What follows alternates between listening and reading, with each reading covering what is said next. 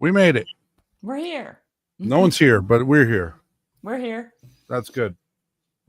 Yeah. Well, The show can't go on without us, but it can go on without an audience. That's right. And it's middle of the summer, close to the end of summer already. Good Lord. Yes. Let's not talk about it. If anybody's trying to get a last minute holiday in, they're doing it now. Yeah, our church service was a little more sparse, but not much. We had 14 new catechumens on Sunday. Good Lord. 14 people were made catechumens on Sunday. Didn't you have like 100 of them? Yeah, we've got a lot more than 100. But he's doing a baptism. Oh my gosh. I think during the Dormition fast. I think he's doing it on Dormition, actually. I'm not sure. I think it's on Dormition for Theotokos that he's doing more baptisms, and he's got 23 scheduled. Unbelievable. He's going to have to start dressing up like John the Baptist and heading down to a local river. Yeah, I know. It's just it's unbelievable. Wild. I went to visit I call them my godparents, even though they're much younger than me. They were my sponsors for my baptism. Yeah. And because I'm such an anomaly, I hardly knew them. They put themselves forward, which was really nice. Anyway, I got to know them. Anyway, and she's had some health issues and I've had some health issues. We stay in touch, but we haven't seen each other for a long time. So I drove out there last Friday to see them. And I was telling her about your church, Yeah. She couldn't believe it. She was just like, what? Like it's interesting, being part of an online community. Yeah. There's a certain bubble for a lot of people in churches, whether they're Orthodox churches or Baptist churches for that matter. It's this thing, this whatever it is, it's happening to them, right? Like these people are showing up. Yeah. But it's because of the internet. It's because of the internet. Like seriously. Yeah. Because it's not like Orthodox go door to door to, two guys knocking on your door. Hey. My priest said it's kind of like trying to sell a ranch door to door or a boat, it's like you kind of have to know what you're getting into. You can't just or some old castle on some cliff in Scotland. Yeah, exactly. Right. Yeah. It's like, this is going to take some work here. You're signing up for kind of a life change. It's not just like, oh, tell me about it, Jeremy. It's not like, how you doing, it's a big deal. So, hello. Nice to see you, Nick. I'm glad you're here. Yeah. So anyway, I kind of figured, you know what? I need to pull back the veil a little for my friend. And I linked her our podcast. Hi, Lance. Linked her the podcast, Lance. And I told her about what we're doing, and she was really blown away. She was like, she doesn't have a lot of time to sit and listen to things like most people. Just the weird nerds like us, right? Lance and Nick and me and you and whoever else is watching.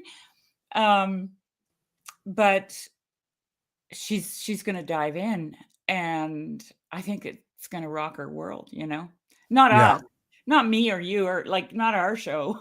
I don't think we're rocking anybody's. I mean, well, it's rocking my world actually. No, although I have had a couple of people from my parish who have found our podcast for whatever reason, and so yeah, now I have to be on better behavior. I have to be on better behavior now. Full nerd, yeah, right, Lance. I'm starting to realize, like, I always thought I was a hippie, but why did you think you're a hippie? Well, because I lived like one for a long, long time. Like I was full bore hippie. Oh, okay. In my younger days, The clothes, the music, the drugs, the everything. Okay. But turns out I'm actually a nerd in Yeah. disguise. You know what? A lot of hippies that I grew up around were, like Yeah, they probably. had they had deep philosophical discussions, or or Well, even yeah, just that's probably, yeah, totally related, right? yeah. Yeah, like I was looking for a way out, like, whether I didn't call it spiritual. I didn't feel like I was on any kind of spiritual path. But but I wasn't going to go with the status quo. Like that was just out of Right. the question. Out of the question. Give me the adventure every day, all day. Yeah. Yeah. Well, I was just too anti-authority to want to go along with the game. I had an anti-authority streak in me. I mean, part of it's pride, and part of it is I had no model of Well, yeah, the the authority. beneficent king when I Mhm. was growing up. Right? It was different models of authority were Mhm. taught to me from a very young age, and so I wanted nothing to do with it when I was older. I was very distrustful of any form of authority. Yeah. So it It took me a wasn't while to that, settle down. I've thought about it. It wasn't that for me. I always had this like single. I felt like it anyways. I don't know how clearly I was seeing, but I felt like I was seeing singularly and clearly through some kind of a sham. That's how everything Mm, felt to me. yeah. The car, the house, the mortgage, the kids, the marriage, the adultery, the swingers parties, because like I'm from the 70s, okay? So Hmm. um all this, stuff, and I'm like, this is happiness? I don't think so. You know? Yeah. Um and I'm a nature child. I grew up running around in the woods because I was literally neglected. Like I was Yeah. literally neglected, and we lived on a rural property. So the trees were my friends, the birds were my friends, like that's how it was. And Yep. yeah, so that was, I felt more comfortable with nature Yeah. than I did with people. I understand. Yeah. That was actually the last Sunday I ever went to the Mormon church that I, you know, belonged to at the time. And I actually didn't go to church. It was a summer, it was like a spring day. It was beautiful. And I lived within walking distance of my church, and my wife at the time had to go early. She had a meeting before church. So she drove, and I was just planning on walking, and I walked out of my house, and there was kind of a forest path that I had to walk through to get to church. And I couldn't make it. I was like, because of my understanding of church at the time, I Mm, was like, why do I need to go into church when I can be out here and feel closer to God than I do in church? I mean, like I said, my views have changed a lot since then of what church is and the purpose of it. But at that time, it was a compelling argument to myself, and I just sat down and sat there for 3 hours. And my wife, and then I walked home, and my wife was like, "Where were you?" And I was like, "In the forest church," and she was just mhm. like, "What?" So yeah, I couldn't do it after that. I was just like, "No." Was that when you were going to the Mormon church? Yeah. Yeah. Yeah, because it was just like they have no professional clergy. I mean, at least not at that level. The guys at the top definitely get paid, but Yeah. not, So anyway, Everyone else uh, is just enslaved. yeah, everyone. So they just call people from the body, from the lay people, to they give them an Mm. assignment to give a talk, and so it's just people that your neighbors getting up and talking, and a lot of them just end up reading like articles from the church magazine, and it was just like, this is dumb. I Oh, just I just couldn't buy into it it's anymore. what I always imagined a Christian Science reading room to be. Yeah, yeah. Well, There's a I lot of never went. similarities, to be Never honest with went, but I'm like, Christian Science reading room. you. Yeah. Boring. Yeah. Well, and also like, pure enlightenment and ideals, Yeah, well, I didn't know anything about that. I was just looking at No, the but title. I didn't either really, Yeah. but looking back, it's like clearly that's what it is. So, Evening, Dawn. hello, Dawn. So Yeah. before we get started, real quick, I wanted to share something because I just ran into this week, and I want to share it with everybody here because I think they'll be interested. Cool. Let me pull it up. Share screen. This is a new little project. I am not affiliated with this project. I don't know who's doing this, but I saw this and I think it's really great. It's totally in line with what we do here. So this is called Project Synaxaria. So it's just synaxaria.com, and I'll paste that in the comments. I'll paste it in the chat. And so this person who created this website, they've gathered the stories of the lives of the saints from the GoArch website, which is the Greek Orthodox Church, from the OCA website, the Orthodox Church of America, from the Prologue of Orid, which is a collection of lives of the saints, and then Orthodox England, a collection of their saints as well. So he's got 8,377 lives of the saints. Wow. It's tied to the calendar, and it's all searchable. So this is awesome. Yeah. And I thought that I should share this. That's incredible. That's fantastic. Yeah. So you can just go to daily calendar, and this is for today. And here are all the saints for today. Yeah. And it tells you where, so you can look at the English saints if you want. And it just, some of them don't have much, but some do. So anyway, very nice work. You could perhaps suss out what ethnic group he belongs to by how many saints he's got in just kidding. Well, some of it is just what's available too, right? Yeah. There's definitely more. The GoArch and OCA has a lot more to draw from than Orthodox English. So yeah. But anyway, I thought this was that's fantastic. Yeah, and I thought you guys would like it. So there we go. And just because I just want to ask you the question, like it's got OCA, GoArch, and different, the different groups of Orthodox Christians. Yeah. Did I actually show that on the screen? Was that on the screen? Yes. Yeah. Okay, good. Okay, sorry.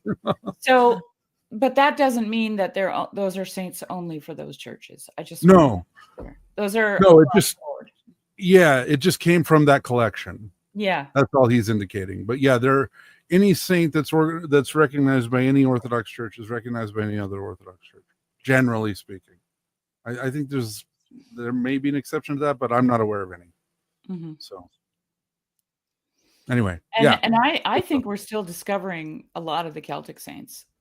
Yes, I would agree. They're really tucked in there and woven into a lot of other history. So yes, agreed. Mm-hmm. So okay, we probably should get started. Sure. Let's do a prayer. I didn't do that last week, and I felt bad. I didn't feel bad. I was just. Can you throw it up on the screen, Jeremy? Yes, I will. I have to pull it up first, though. There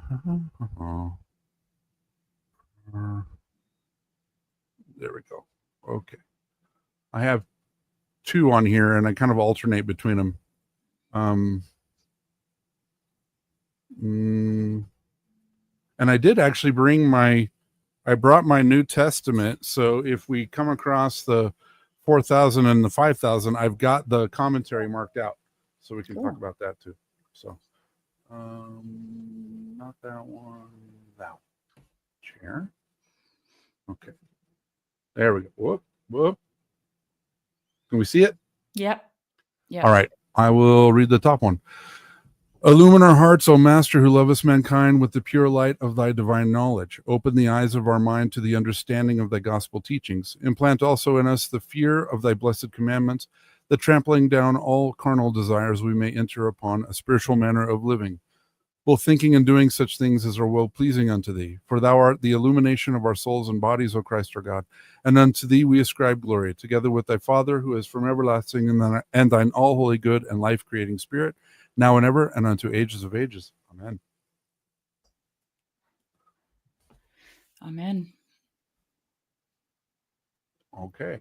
And we are on song 39, and I will pull that up. I'm going to move some stuff around here real quick. Okay. And here, and share screen, entire screen, that one here, and make it full screen. Okay. Song 39. Christ pays the king's head tax to an arrogant thane. Hang on, Right. Johnny. Yeah, Johnny, sure.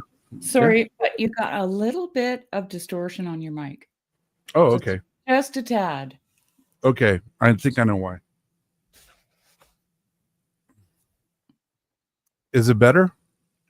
Yeah. I have my air conditioner running, so it might be causing a little bit of problem. Well, really?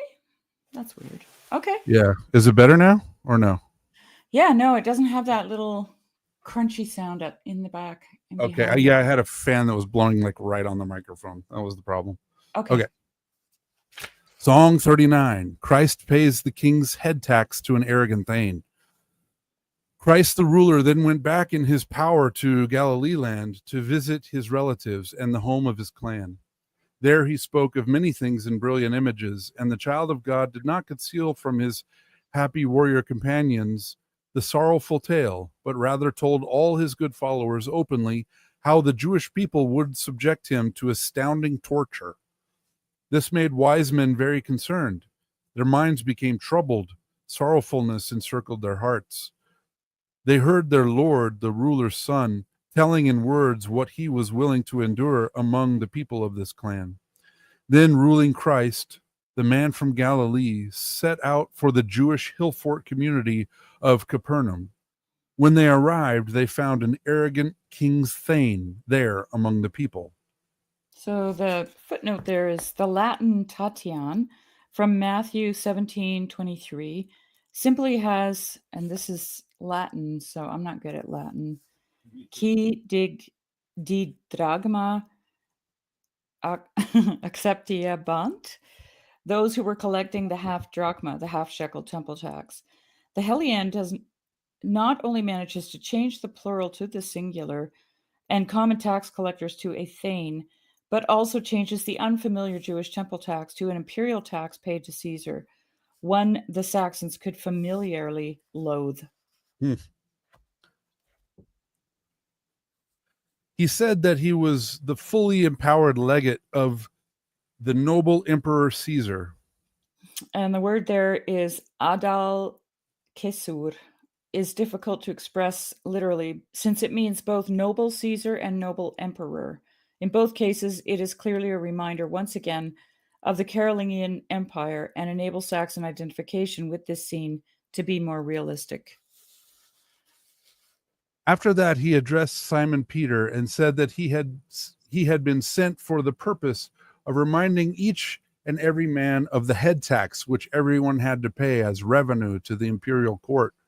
No man has the slightest hesitation about immediate payment of the tax in their choice jewels, except for your master alone, who has not done it.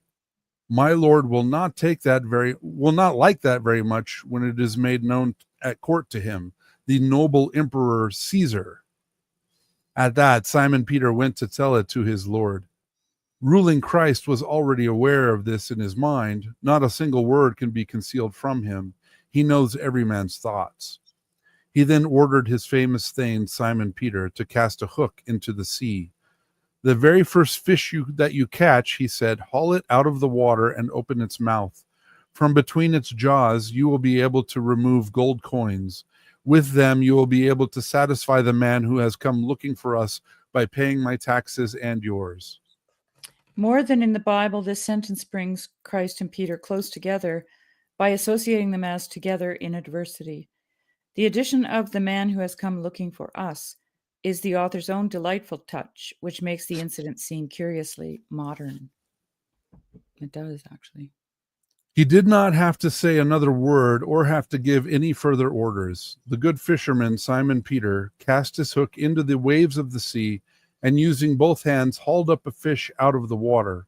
He opened up the mouth, and from between the jaws took out golden coins. He did everything just as the Son of God had instructed him in words.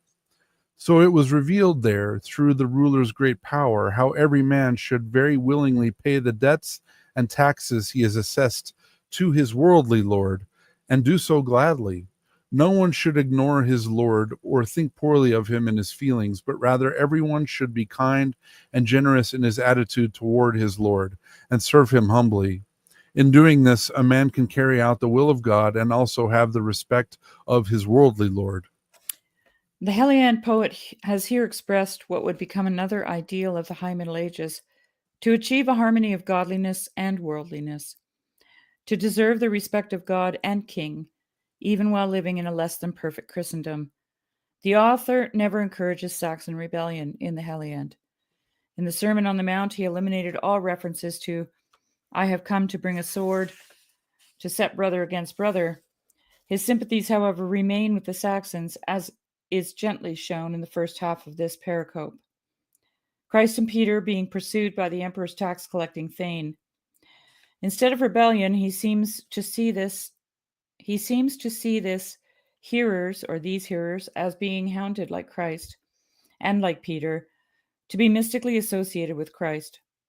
Then, too, Saxon lords listening to the Heliand in their drinking halls might also not have been amused to find the singer disparaging taxes to one's quote-unquote worldly lord.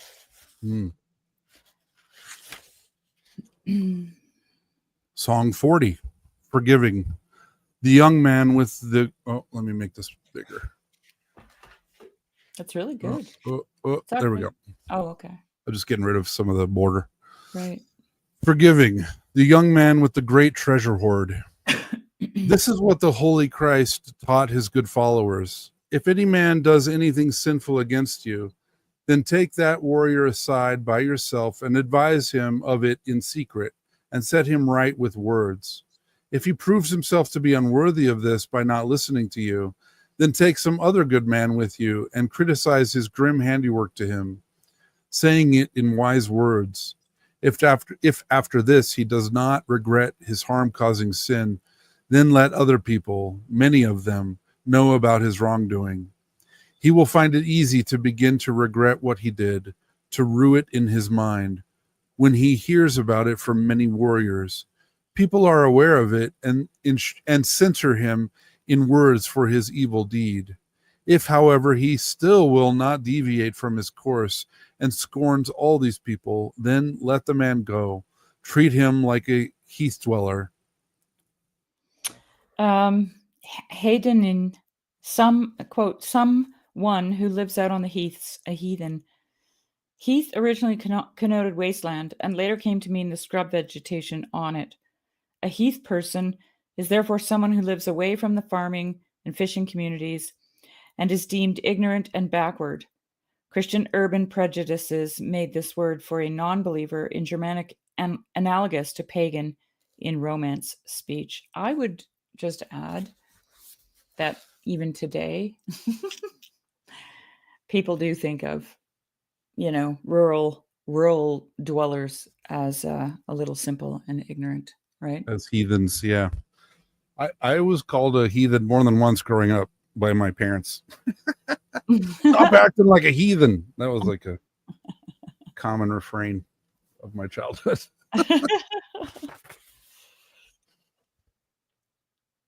Where'd we go? Oh, yeah. If, however, he still will not deviate from his course and scorns all these people, let the man go. Treat him like a heath dweller. Let him be repulsive to you in your mind. Avoid him in your emotions, unless it should happen that the kind and generous God, the lordly King of heaven, as the Father of all the sons of men, again grants him help. Then Peter, best of all Thanes, asked his commander, "How often, beloved chieftain, should I forgive people who have done something vicious against me?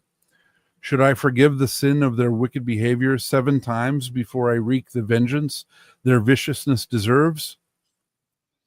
The guardian of the country then answered him, God's son speaking to the good Thane, I did not say anything to you about 7, as you are saying, as you just uttered with your mouth, but I will add more onto it. 7 times 70 times you are to forgive someone's wicked sins. I want to teach you this in words of solid truth. After all, I gave you the great power to be the lordliest of my family, of so many of mankind. Therefore, you are to be kind and generous to people. Be gracious to them. The word there is mildy, kind, generous. The argument is that since Christ put Peter in a position of lordliness, he should then practice the virtue expected of a feudal lord, that he be mildy to his subjects. Oh, there's a tie to mild there, I could see. Mildy, mild. Yeah. Oh, that's nice. Yeah, definitely. Then a young man who was there came up to Christ, the teacher. Lereand, teaching one. In everyday German, lehren is to teach or to learn. It's both, actually. Hmm. This is another of the titles given to Christ in participle form. This form, as with other examples, cannot have come from Latin, where the noun magister is extremely common in the Gospels for teacher. And the participle form magistrans is, to my knowledge, unevidenced. In addition, the noun lero, teacher, exists in Old Saxon. But the author clearly prefers the participle form lerend for Christ. The roots of the usage might lie in the hidden oral tradition of the Germanic religious past. Hmm. Yeah, so an apprenticeship is a Lehre in German. A teacher is a Lehrer in German. And to learn something is, or study. To be studying a book for school is lernen. So, yeah, that's interesting. All these related, yeah. Yeah. Mhm. Then a young man who was there came up to Christ the teacher and asked Jesus Christ, "Good master," he said, "what things should I do so that I bring myself to the heaven kingdom?" The young man had attained all wealth and possessions and owned many a jewel hoard, although he had a kind and generous heart in his chest. God's child spoke to him, "What are you saying about good? Not a single person is that except the one who created the all, the world and its loveliness. If you have the desire of traveling to the light of God, you should obey the holy teaching, what is commanded in the old law, that you not kill, nor commit perjury, stay away from the adulterous bed, from giving lying testimony, from fighting and stealing. Do not be too stubborn-minded. Do not hate or be hostile. Do not commit armed robbery. Avoid all envy. Be good to your parents, your father and mother, and be loving to your friends, gracious to those near you. Then you will enjoy yourself in the heavenly kingdom. If you wish to possess it, follow God's teachings." The young man then answered, "I have done everything that you are now teaching me in wise words," he said, "and I have left none of it out from my childhood." At that moment, Christ began to look at him with his eyes. "There is still one thing missing of your good works. If you have the desire of serving your Lord all the way, you should take your treasure hoard and your wealthy possessions and sell all of it, all your precious jewels, and order it to be distributed to poor people. After that, you will have a hoard in heaven. Then come, bring yourself to me. Follow my footsteps, and you will have peace ever after." So the bring yourself part is a beautiful spiritual play on the verb of the young man's original question, how to get, gehalan, to heaven, answered by having gotten, gihaldan, oneself, not one's possessions, to Christ. The pun nicely suggests that attaining heaven now and bringing one's desecularized person to Christ are equivalent. Beautiful. Yeah, there's a lot of theology right there. The words of Christ made this very young man feel the words of Christ made this very young man deeply sorrowful. There was pain in his mind and an uneasiness in his heart. He had attained many jewels and possessions. He turned and went away from there. There was no lightness within his heart. In his feelings there was a heaviness. Christ, the all ruler, looked after him, and at that moment said to his followers who were there, who were there present, that it was not easy for a man of wealth to come up to God's realm. It is easier to get an elephant, even though it is immeasurably large, to slip gently through the eye of a needle, even though that is extremely narrow, than for the soul of the wealthy man to be able to get to heaven. A person whose mind and a person whose will were here completely turned to world coin and who had no awareness of the power of God. World coin. That must be mammon, eh? Yeah. Huh. Or as Father Stephen the Young translates it, your stuff. Yeah. Which deserves like a clip. If we could only do that, insert the clip of George Carlin's bit on stuff. It is the best. Have you seen it? Yes. It's so good. Yeah. I love it. Dear audience, if you haven't seen it, go look it up. Yeah, George Carlin, stuff. Funny. Yeah. Yeah. Oh, Don had a funny comment. That avoided what's a camel? Yeah. Let's do the elephant. That too. Yeah. Well, I was talking to someone in my parish on Sunday. He was asking me more about what the Heliand is. And I was like, well, they took the Gospels and translated them into kind of the Saxon culture. Mm-hmm. And I said, because I'm more Saxon than I am Jewish, it's much easier for me to understand some of these images, in this culture. It's good. Anyway, Song 41, the story of the rich man and the beggar. Simon Peter, the highly honored man, answered him and asked the beloved Lord, "What will we receive as reward?" He said, "as good repayment. To be your followers, we abandoned property and inheritance, farmsteads and families, and chose you to be Lord and followed your footsteps. What advantage will this bring us? What advantage will this bring to us? What lasting reward?" The Lord of people said to him, "When I come to sit," he said, "in great power on that awesome day when I shall determine the verdicts for all earth peoples, you yourselves will be sitting with your chieftain, and you will be in charge of the cases. You will give verdicts for the noble Israel folk in accordance with their deeds. That is how you will be honored then. Let me tell you this in soothsaying.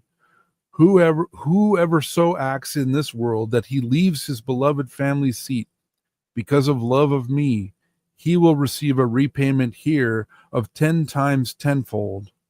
If he does it with loyalty, with a clear mind." This is one of the clearest instances of what the author means by his continually repeated phrase, "with a clear mind." Mid lutru hugi. He sets the phrase in parallel to "with loyalty," mid troion. And thus he paints an unclear mind as a mind of uncertain or divided loyalties, one that is hedging its bets by avoiding a clear, quote unquote, commitment of feudal loyalty to its Christ chieftain and secretly remaining a thane to other religious chieftains. Christ is made here in this sentence to call on the Saxons as their feudal lord and ask them for undivided, quote unquote, clear-minded loyalty as a condition for their being enthroned with him. And beyond that, he will also have heaven's light, eternal life lying open to him. After that, the best of those born began to speak in images. He said that once, a long time ago, there was a rich man among the people. He had gathered together a great deal of wealth and buried treasures, and was always wearing gold and good clothes with beautiful ornamentation. He had great quantities of goods on his property. He sat down for a banquet meal every single day. He had a beautiful life sitting there in bliss on his benches. Now there was also a beggar man there with a crippled body. Lazarus was his name. Every day he lay there outside the front door, where he knew the rich man was inside with his guests enjoying a feast, seated in his hall at a banquet. The poor man always waited outside, feeling miserable. He was never allowed to come in. He was never able to persuade anyone to bring out to him some of the bread that fell down from the table under their feet. It never did him any good to be there. Nothing good ever came to him from the important man whose house it was, except that the man's dogs went to the poor man and licked his body wounds as he lay there suffering hunger. Not a bit of help ever came to him from the influential rich man. The rich man is Raikion Mane, politically powerful man. The inclusion of the word, man, that's really reflective of where we are today. You know, Yeah. you got like miles and miles and miles of homeless encampments, Yeah. you know. The inclusion of the word riki may be to prevent the parables being restricted in interpretation only to the very wealthy few of the warrior nobility.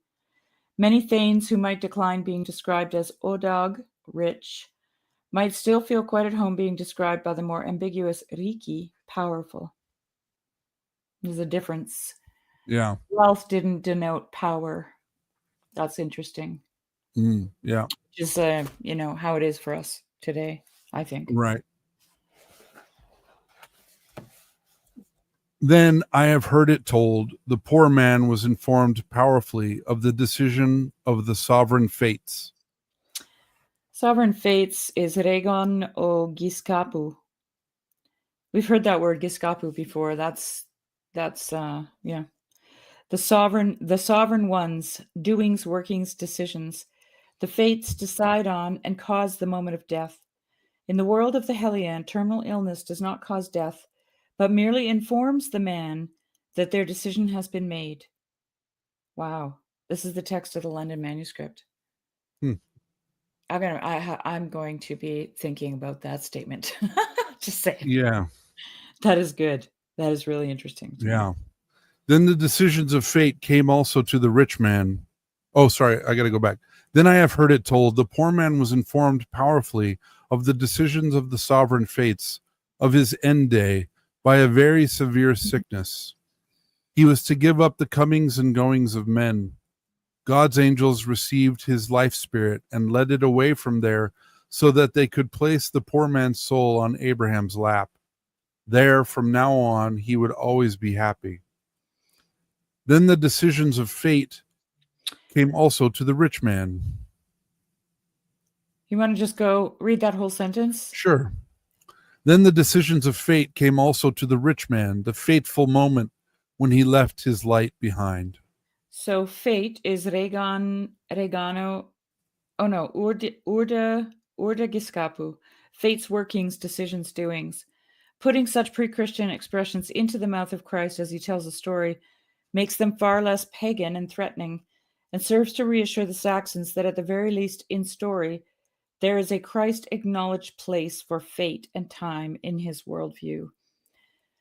That reminds me of the Gosforth cross that has the Norse gods on it. Remember we looked at that? And then 159 is a referral to the Saxon Savior. The book. Evil. Yeah, I haven't picked that up yet. Yeah, me either. Evil creatures lowered his soul down to black hell. They sank it into the inferno, just as the enemy fiends desire. They buried him in their horrible homeland. From there he could look up and see where Abraham was, living in pleasure, and where Lazarus sat blissfully on his lap, receiving his shining reward for all his poverty.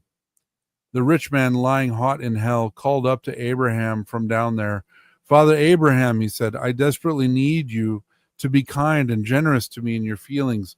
My limbs are in this blaze. Send Lazarus to me so that he can bring me some cold water in this inferno. I am burning alive. I am hot in this hell. I need your help now so that he can put out the fire on my tongue with his little finger. My tongue has its sure sign now. Horrible punishment for its malicious advice, its evil speeches. I am now receiving my reward for all of it. Evil speeches. This concept continued into the 20th century in popular Catholicism. The part of the body that had done the most sinning would do the most burning in hell. Abraham answered him, he was the ancestral father. Remember in your heart, he said, what wealth you had in the world, all your joys, every happiness which was going to be given to you. You tore through. You used them up on earth. Lazarus endured pain in the light. He had many setbacks and sufferings in the world. Because of that, he shall now possess wealth and live in luxury. You shall suffer the flames, the burning fire. Nor can any messenger for you be sent from here to hell. The holy God has made it firmly so with his outstretched arms. No thane can travel there through the darkness which is so thick between us. Then the earl spoke again to Abraham from hot hell and asked for help. He asked that Abraham send Lazarus to the world of the comings and goings of men, so that he can tell my brothers there how I am burning and suffering pain here. There are 5 of them among the people of our clan. I am afraid that they also may incur guilt and will also be sent here to me for punishment in this insatiable fire. Old Father Abraham replied directly to him and said that they always had people of God in the land, Moses' commandments and the words of the many soothsayers. If they are willing to abide by them, they will never have to go inside hell. They will never journey to that inferno. If they do what is commanded them by those who read the books for human instruction. Oh, sorry. No doubt a reference to the missionary monks who came to Saxony from the British Isles and who were famous for traveling with their books in wagons. In the biblical account, there is mention only of Moses and the prophets, not of book readers. The Heliand shows deep respect for learning and the learned. If they are unwilling to do this, they would also not listen to a man who rose right up from death. For as long as they are in the world, let them choose for themselves in their feelings which of the two they think it is sweeter to attain, so that afterwards they will have evil or good. There's a lot of theology right there, too. It is the Bible. Yeah, it's true. It's a fair point. Yeah, that's a good place to find theology.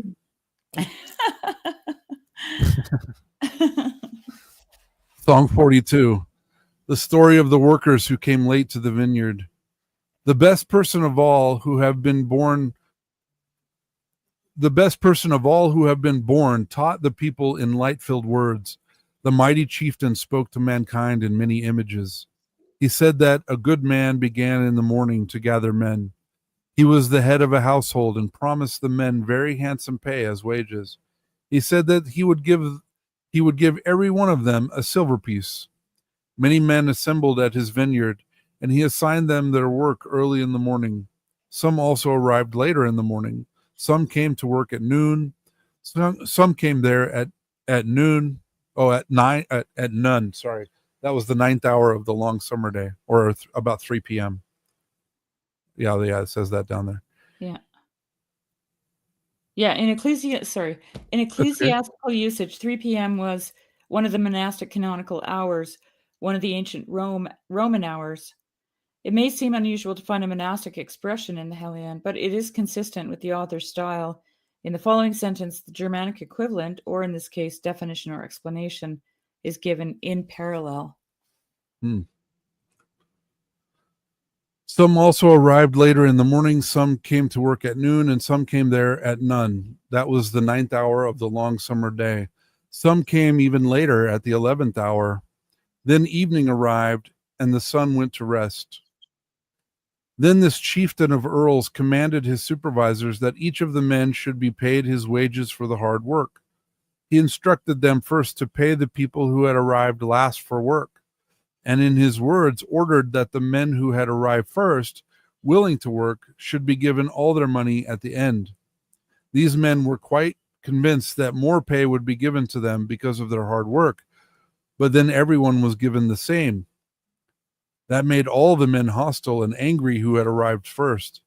We came here in the morning, they said, and today we endured very much here, tasks of hard labor, hours of immeasurable heat, the sun's burning rays.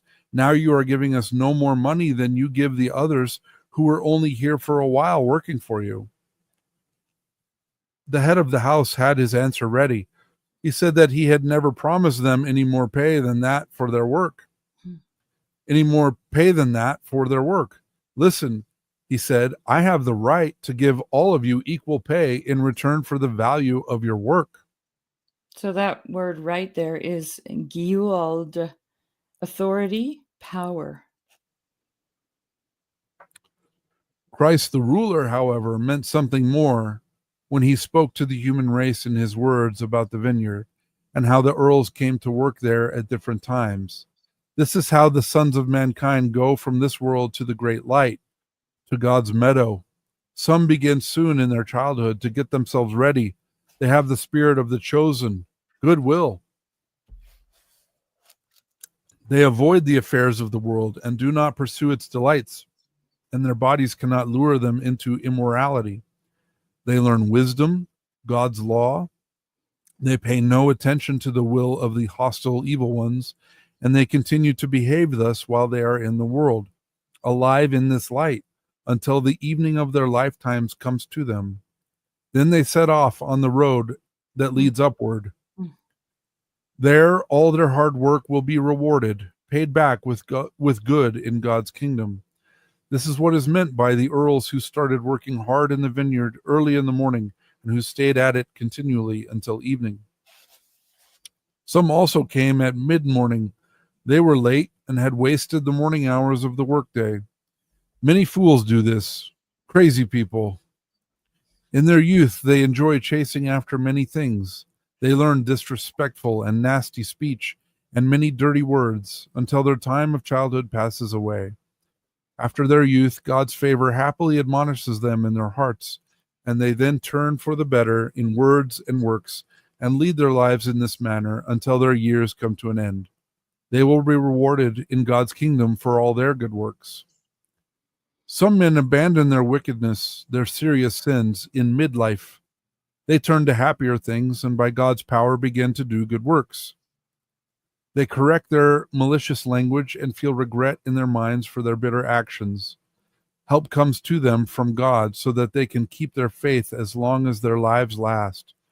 With that faith, they depart and receive their wages, the good reward from God, and there is no gift any better.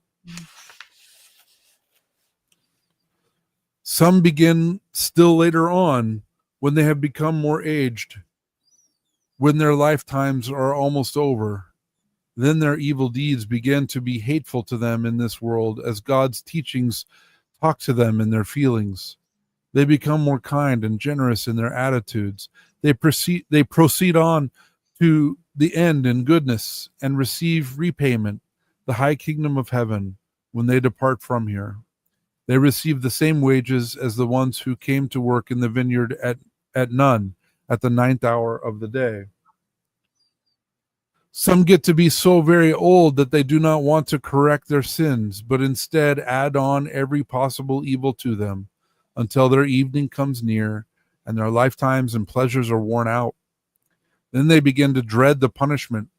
Their sins put them in a worried mood. They think of the grim things they did for as long as they enjoyed youth. Nor are they able at this time to make up with other good deeds for the evil things they did so cruelly, and so they beat their breasts every day with both hands and weep bitter tears. They cry out to the holy chieftain, the mighty one, to be kind and generous to them. Nor does he let their mood of despair last any longer. So merciful is he who rules over everything. He does not want a single earthman denied his desire. The ruler himself gives them the holy kingdom of heaven, and they receive his help ever after. All of mankind are to receive honor there, even though they never come at the same time. The powerful chieftain wants to reward all people, every single person who embrace faith here. One heaven kingdom is what he gives to all people, to all human beings as their wages. That is what mighty Christ meant the best person born, when he spoke in that image of how workmen came differently to the vineyard, and yet each one received full wages from his Lord. Differently is misliko, unevenly, unequally, or in an unalike way. The word opens the interpretation of the parable to an even broader reading.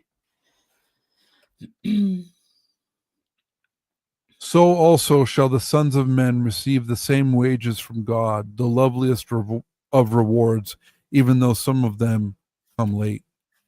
By ending this song with this lovely and humane verse, the author betrays his concern for his Saxon latecomers. Not just old age, but also simple chronology has let others come earlier than they to be workers in Christianity's vineyard. Our harmony-loving poet excluded some of the most famous of the parables from his gospel, the Good Samaritan and the prodigal son, possibly because they contain scenes of unresolved social and familial conflict. Here in the last song, before the beginning of the passion and death narrative, he sets a tone of hope and reconciliation. Oh, do we want to stop here? Oh, yeah. And it sounds like we're not going to get an account of the feeding of the 4,000. No. We just had the account of the feeding of the 5,000. Mm-hmm. So I would like to read the commentary on that. Sure. If that's all right. Yeah. Okay. Okay, so there's quite a bit actually. But I wanted to get. Wait, are you sure we're not going to get the feeding of the 4,000? No, I am not sure. I'm just looking through here. There's still stories. Oh, okay. All right. There's I don't remember where that is, Jeremy, in the Bible. You're right. Yeah. The curing of the blind man and the widow's mite and the woman caught in adultery. They're all in here. Okay. Is there a table of contents? Silly us. Oh yeah, there is. Look at this. Okay. Okay, well, Song 55 is the Last Supper. Okay. So I don't think it is in here. I don't think it is. You're right. Okay. Let me share this. I didn't scan it, unfortunately. So I'm just being a nerd. Sorry, Jeremy. What's that? No, it's all good. I'm just being a nerd. It's all good. Let's see. Okay, so it's just going to be me reading. Let's see if I can find the.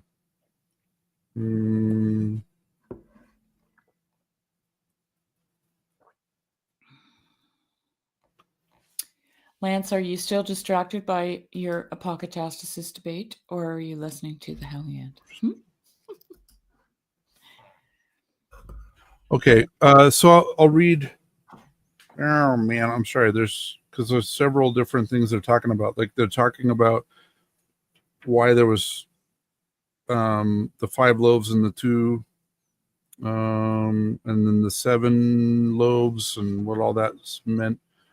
But okay, blessed Theophylact. This is the one I want. So I'll read St. Bede and then I'll read Blessed Theophylact. And this is commentary on Mark chapter 8, I believe. Yeah, Mark chapter 8. St. Bede said, there is a difference between the meal given here and that of the 5 loaves and 2 fish, because there the letter of the Old Testament full of spiritual grace is signified, which was the 5 loaves. It was the 5 books of Moses. Oh, interesting. And then the 2 fish were the prophets. Oh, that's amazing. Yeah, because there the letter of the Old Testament full of spiritual grace is signified, but here the reality and grace of the New Testament, which is to be ministered to the faithful, was pointed out to us. And then this is Blessed Theophylact. There the multitude numbered 5,000, which signifies those who are enslaved to the 5 senses, and this is why they were not able to eat much, but were satisfied by a little, leaving much left over. So there was the 12 baskets that they gathered, right? Mhm. But here there are 7 baskets and few leftovers, because there are 4,000 men, signifying those whose spiritual capacity has been enlarged by their exercise of the 4 virtues, which are courage, prudence, righteousness, and self-control. Who can therefore digest more and leave less? What they could not eat is contained by the 7 baskets, signifying those things which are most spiritual and profound. And then St. John Chrysostom has further commentary. For what purpose and by what cause were the remnants here less, the guests not being so many? One may say that either the baskets on this last occasion were greater than those used before, or if this were not so, lest the equality of the miracle should again cast them into forgetfulness, he rouses their memory by the difference, that by the variation they might be reminded of both one and the other. Accordingly, for this reason, he makes the baskets full of fragments equal in number to his disciples. In this miracle, the other baskets equal to the loaves, showing even hereby his unspeakable power and the ease wherewith he exercised his authority, in that it was possible for him to work such miracles both in this way and in the other, for neither was it of small power to maintain the exact number both then and now. So he's saying, he was able to make it so that there was exactly 12 baskets left over. So he was not only able to feed them, but he also knew how to make it so that there would be 12 baskets left over.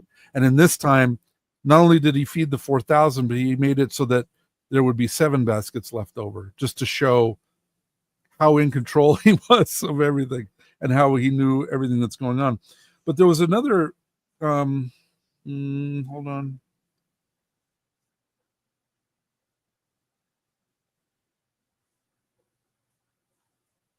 Okay, yeah, this is the other one I wanted to read. St. Ambrose, let us seek the mystery which the miracle represents. The 4,000, though they are still in the body and in the world, which is known to be of 4 elements, are nevertheless not idly said to have received the food of mystic peace. It is also not displeasing to reckon that the 4,000 gathered from the 4 corners of the world in which the church is represented choose the food of the greater grace. But why is the excess greater from the 5,000? Meaning, why was there more leftover food and less from the 4,000? Because those 4,000 spent 3 days with Christ and therefore received more of the heavenly food.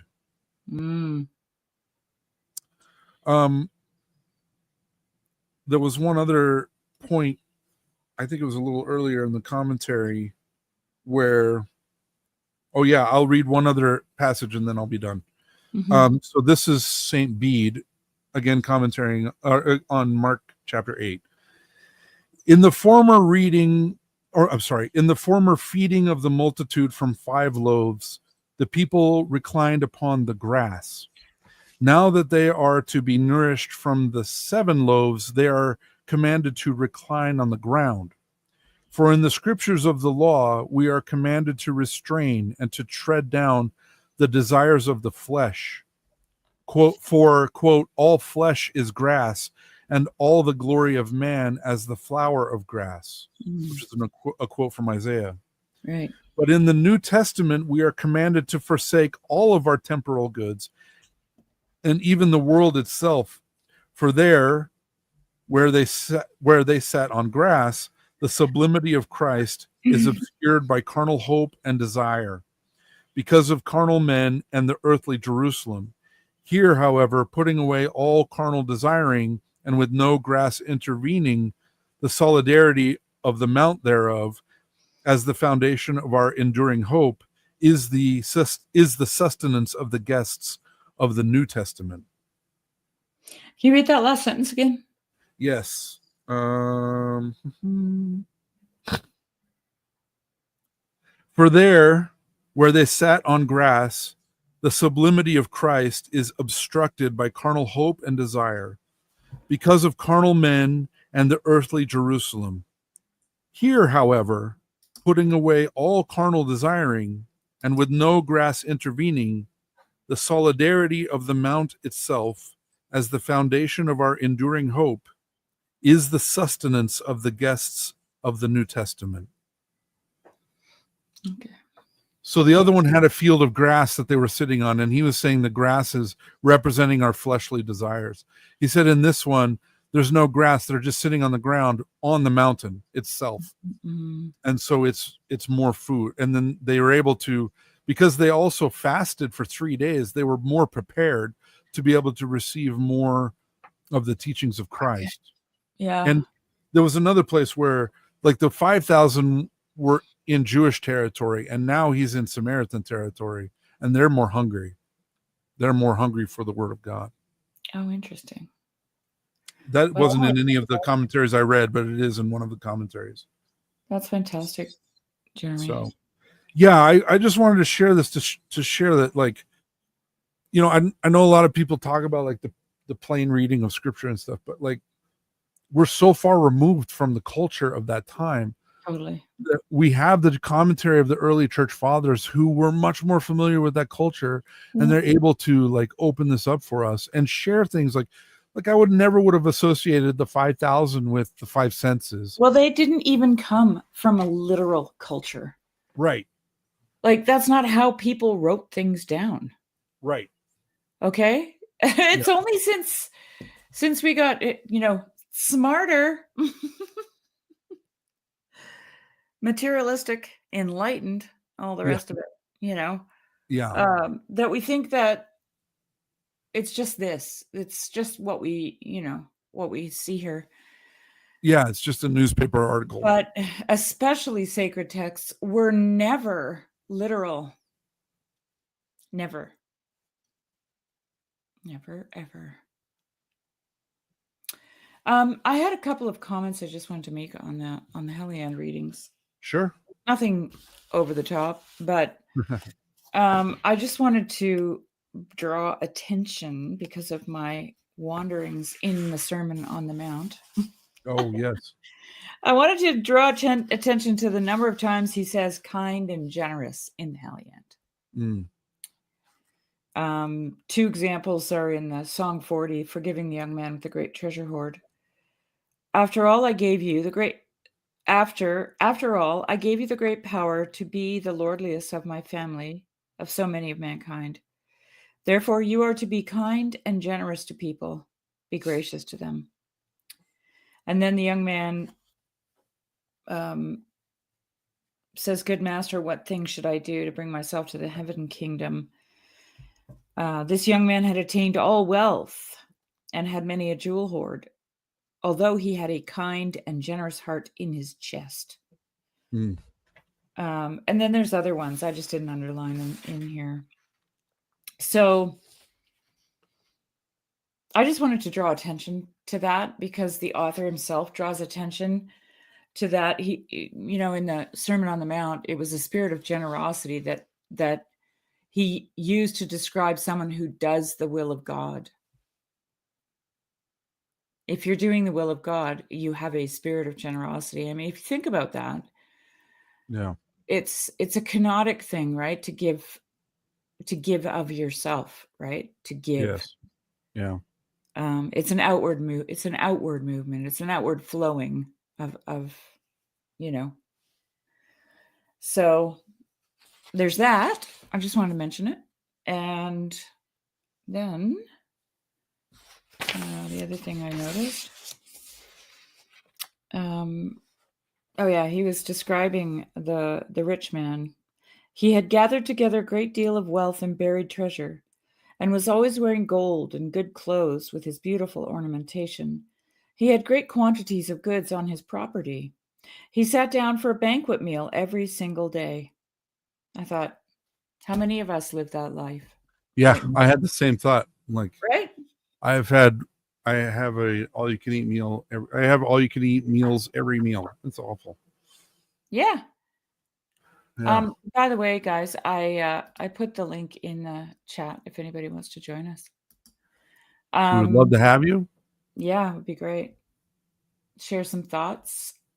Anything that popped up for you while we were reading, or anything else? Doesn't Yeah, matter. whatever you want to talk about. Doesn't have to be about what we read. But anyway, I just thought, man, that's really how all of modernity is living. It's crazy, Yes, isn't it? yes, yeah. That whole pattern where it's the wealthy people who are eating inside, and then there's the poor people sitting outside who don't get anything, and Yeah. the dogs come out and Lick their wounds. lick their wounds, and yeah, and we're sitting down, and everything's comfortable and easy, and food is plentiful, and yeah. I had another one here, but where did I put it? Let me see. I just put, oh, there it is. So this one, this is the story of the workers who came late to the vineyard. And when they got angry, right? Mm-hmm. He says to them, first of all, I was thinking of the thief on the cross the whole time. Yeah. That was where that rubber hit the road on that parable. Mm. Okay. Yeah. The guy was Yeah. literally being crucified because he committed a crime. So, I mean, everyone wants to assume he was an innocent man being crucified, but that's not to say he was. He could have been a horrible thug, right? His whole life. There's a tradition that he was a thief. There's a tradition that he was with a band of robbers who were going to rob the Holy Family, Joseph, Theotokos, and Christ, when Christ was an infant. Okay. And he looked at the baby and recognized Christ and said, we're not going to rob these guys. We're going to leave them alone. Yeah. In any case, he really came late to the party. Yeah. But anyway, I just wanted to read this.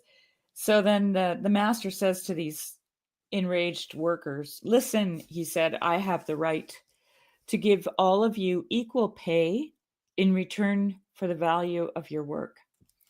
And what struck me about this story was that the way that the humans are thinking about the value of their work is very transactional, but the master is not transactional, right? Because I mean, it goes, I love how he expands, because that the scripture doesn't expand on the people getting late to the to be paid, right? But I love when he says here, the powerful chieftain wants to reward all people, every single person who embrace faith here. One heaven kingdom is what he gives to all people, to all human beings as their wages. There's only one wage. It doesn't matter how long you've been, Yeah. Right. doing it. Yeah. And I mean, I don't know about you. I'm sure you have. I'm sure of it. And I'm sure most people listening have too. There is this very Christian tendency to talk about rewards in heaven, Yeah. and yeah, it's just this is what I mean about seeing through things. Sometimes I'm like, man, we have not changed. Yeah. We really haven't. Right. We're still talking about how much we're going to get. I've been working at this all these years. Who's going to sit at your right hand, Lord? That's another one, right? Yeah. Right. Yeah. Anyway, it's interesting. And then I just wanted to ask you something, because in that reading that you read, they talked about the 4,000 having fasted for 3 days. Yes.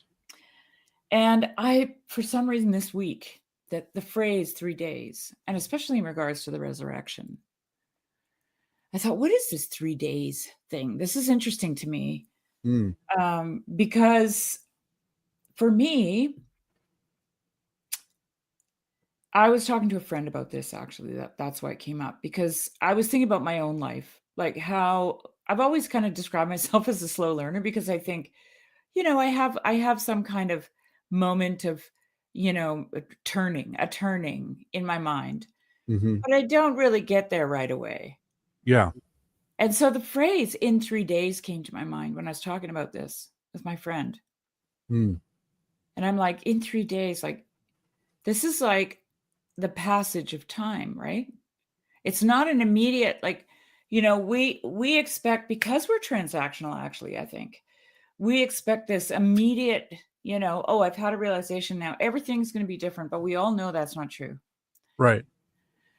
And then we look back over our lives and take an inventory, and we're like, geez, I knew that like 10 years ago, and I'm just now it's sunk in, like. Mm-hmm.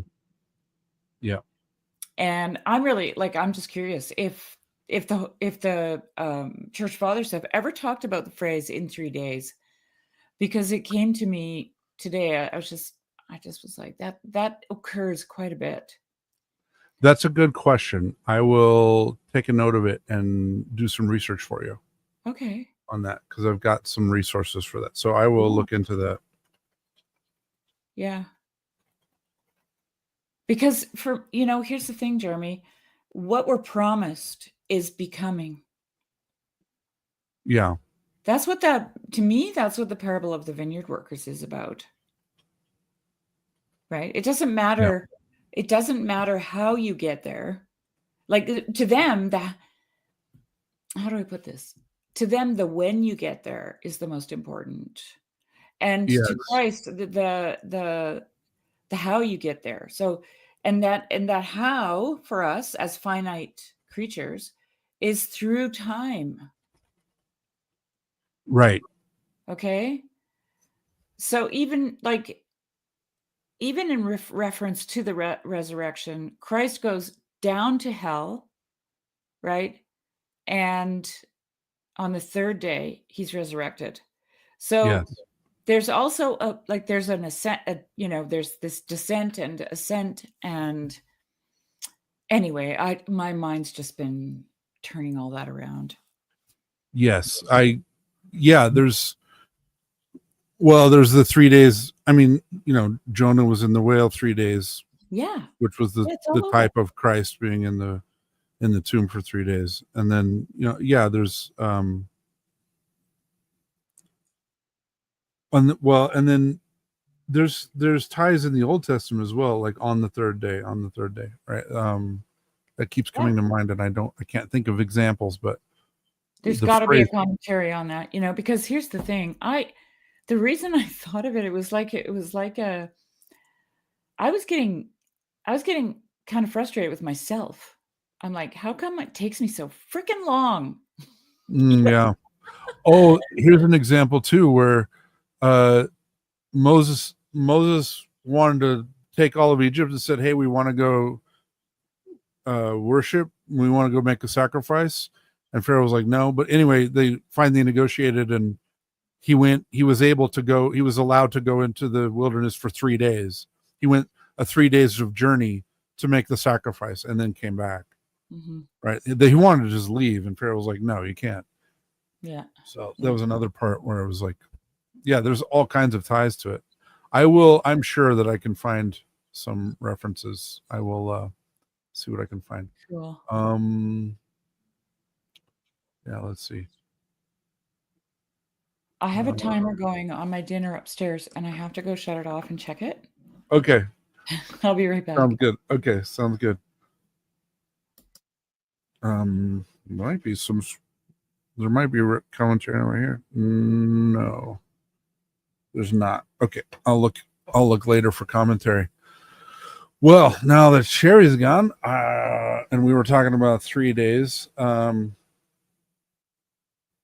I always used to get hung up when I was a kid on the third day, and I started counting when, like, I didn't realize that ancient people started, like, the day he went in the tomb was day 1, and then there was day 2, and then on the third day he came out. So he went in on the tomb on Friday, and then was in there on Saturday, and then came out on Sunday, third day. That's how ancient people count, because there was no zero at that time. You didn't start counting a 0, and then they weren't counting duration, they were counting number of days. So anyway, that's just my own funny definition, overly obsessed with definitions brain working. But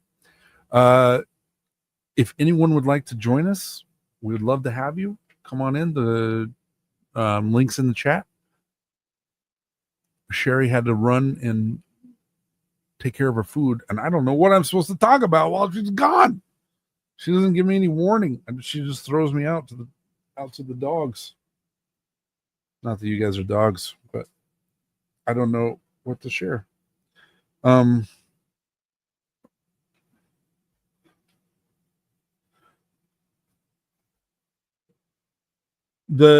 Something I've been thinking more about AI. I had a really interesting discussion with my daughter this week about AI. So I'll talk about that for a minute, because I found this channel of videos, and it's a comedy channel, and they're using, so it's this fictional world where the humans have gone extinct, aliens have taken over planet Earth, but they're very similar to humans in a lot of ways in this particular world. And so they're doing like retrospectives on human culture the way we do, about like the way historians do, where they're trying to do recreations or trying to figure out what human culture was like, but they're aliens. And so there's this video where these aliens are talking about humans and human culture and what it must have been like. And, and it's very common. It's very funny. It's very hilarious, because it's like commentary on our own culture. And they do it in the style of like a 90s kind of unsolved mysteries kind of feel. It's a very funny channel. I started to talk about AI. I had an interesting conversation with my daughter this week about AI, and I wanted to share it with you, everybody. Okay, cool. So I found this channel, and they're using AI to actually do the video part, because it's about aliens, and the aliens are doing commentary on.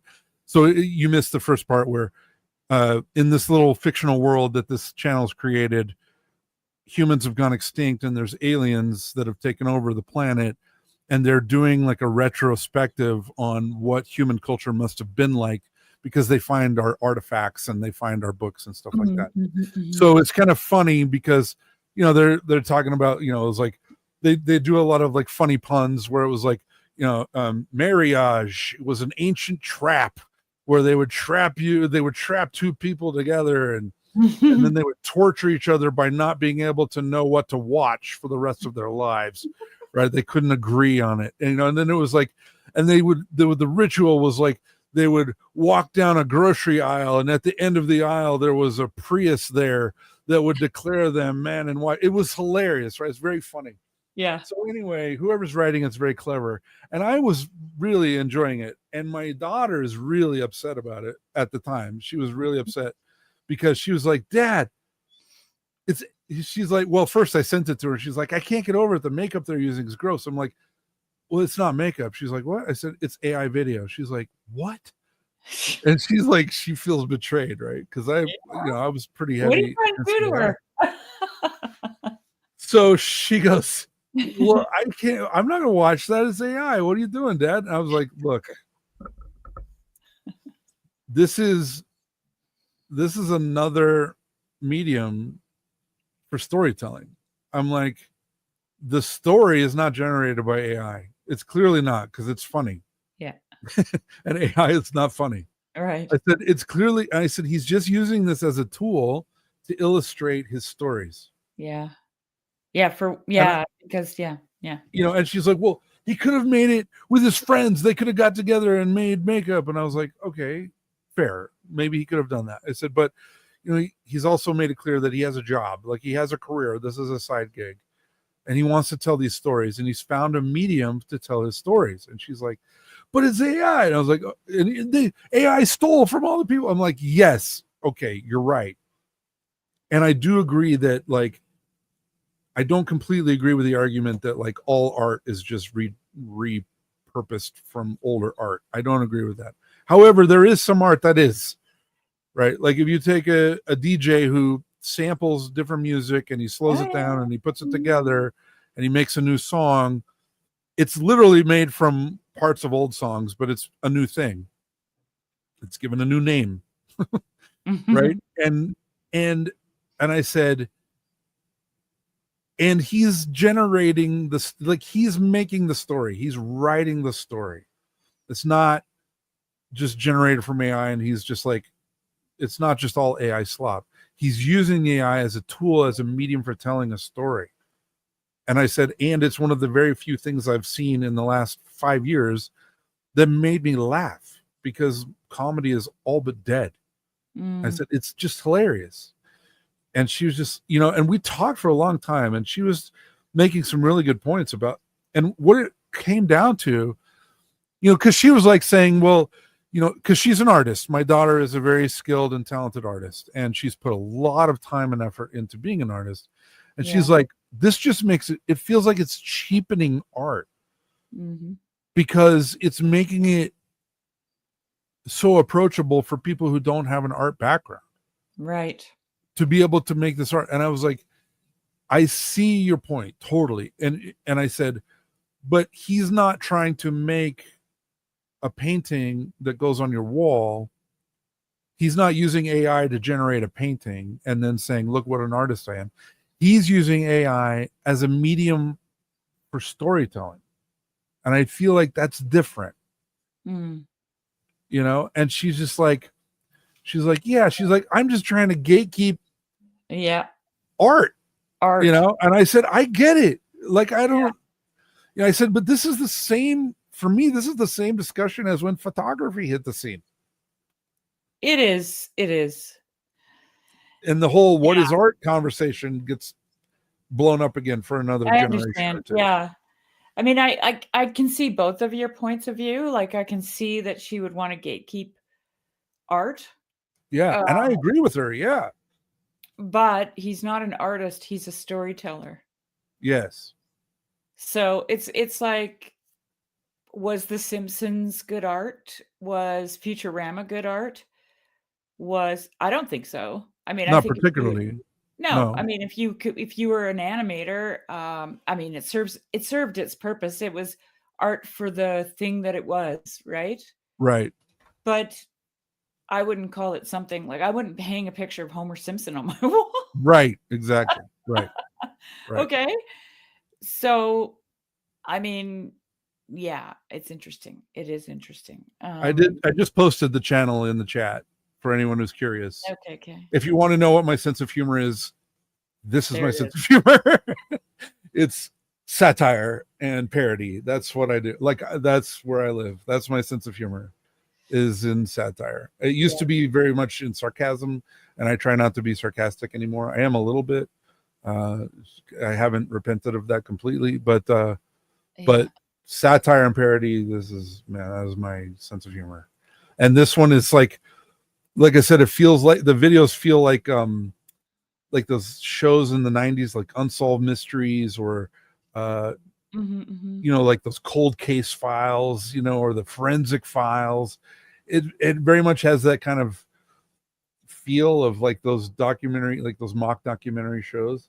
But it's aliens talking about humans in a way that, and making these hilarious puns. It's really, what came to my mind about the gatekeeping and new technology was the aversion that the world of textile had to the spinning wheel when it was first invented. Wouldn't say that again? The aversion that the textile industry had to the spinning wheel. Oh, yeah. I'm not talking about industrial textile mills, because there weren't any at the time. This is like just that thing right there, that spinning wheel, Yeah. Because people were spinning with drop spindles and spinning by hand.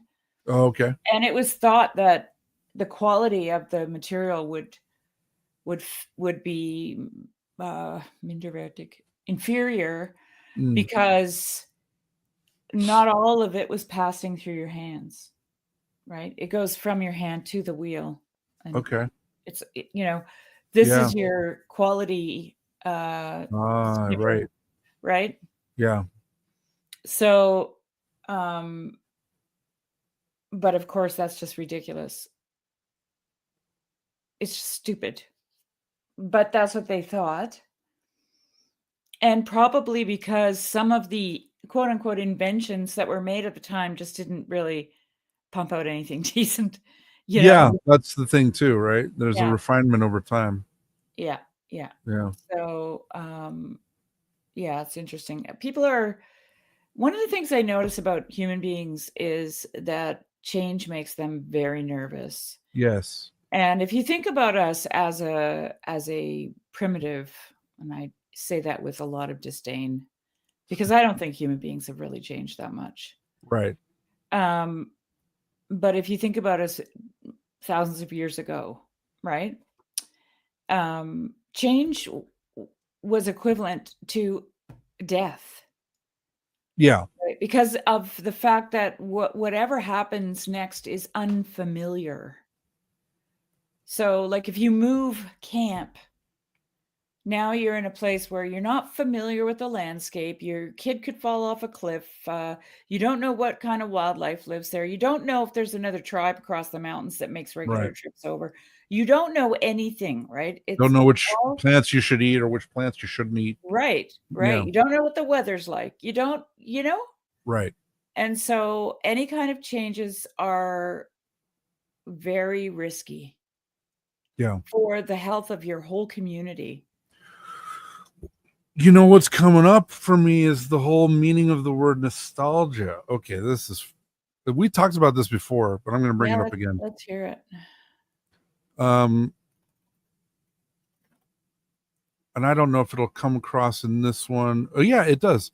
Okay, so even as recently as 1913, nostalgia had one meaning, and I'll share it with you. Hold on.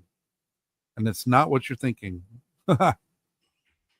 I kind of like it, but hang on. Don't say anything for a minute. Just hold that thought. Okay.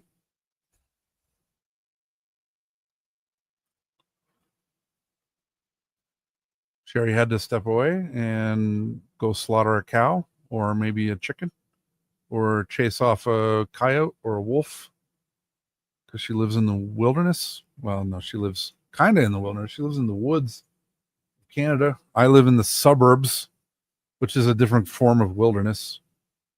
I wasn't supposed to say anything. Oh no. I'm here. Okay. I just have to tell my dearly beloved where his meal was for the night I see. for the I got for dinner. I got it. Okay. You guys are trapped in you are in the marriage trap Yeah, we are. where you can no longer decide what to watch. We're Anyway, we're being iron sharpening iron here. yeah. Absolutely. So, nostalgia, the original meaning of this word, Mm. homesickness, especially a severe and sometimes fatal form of melancholia due to homesickness.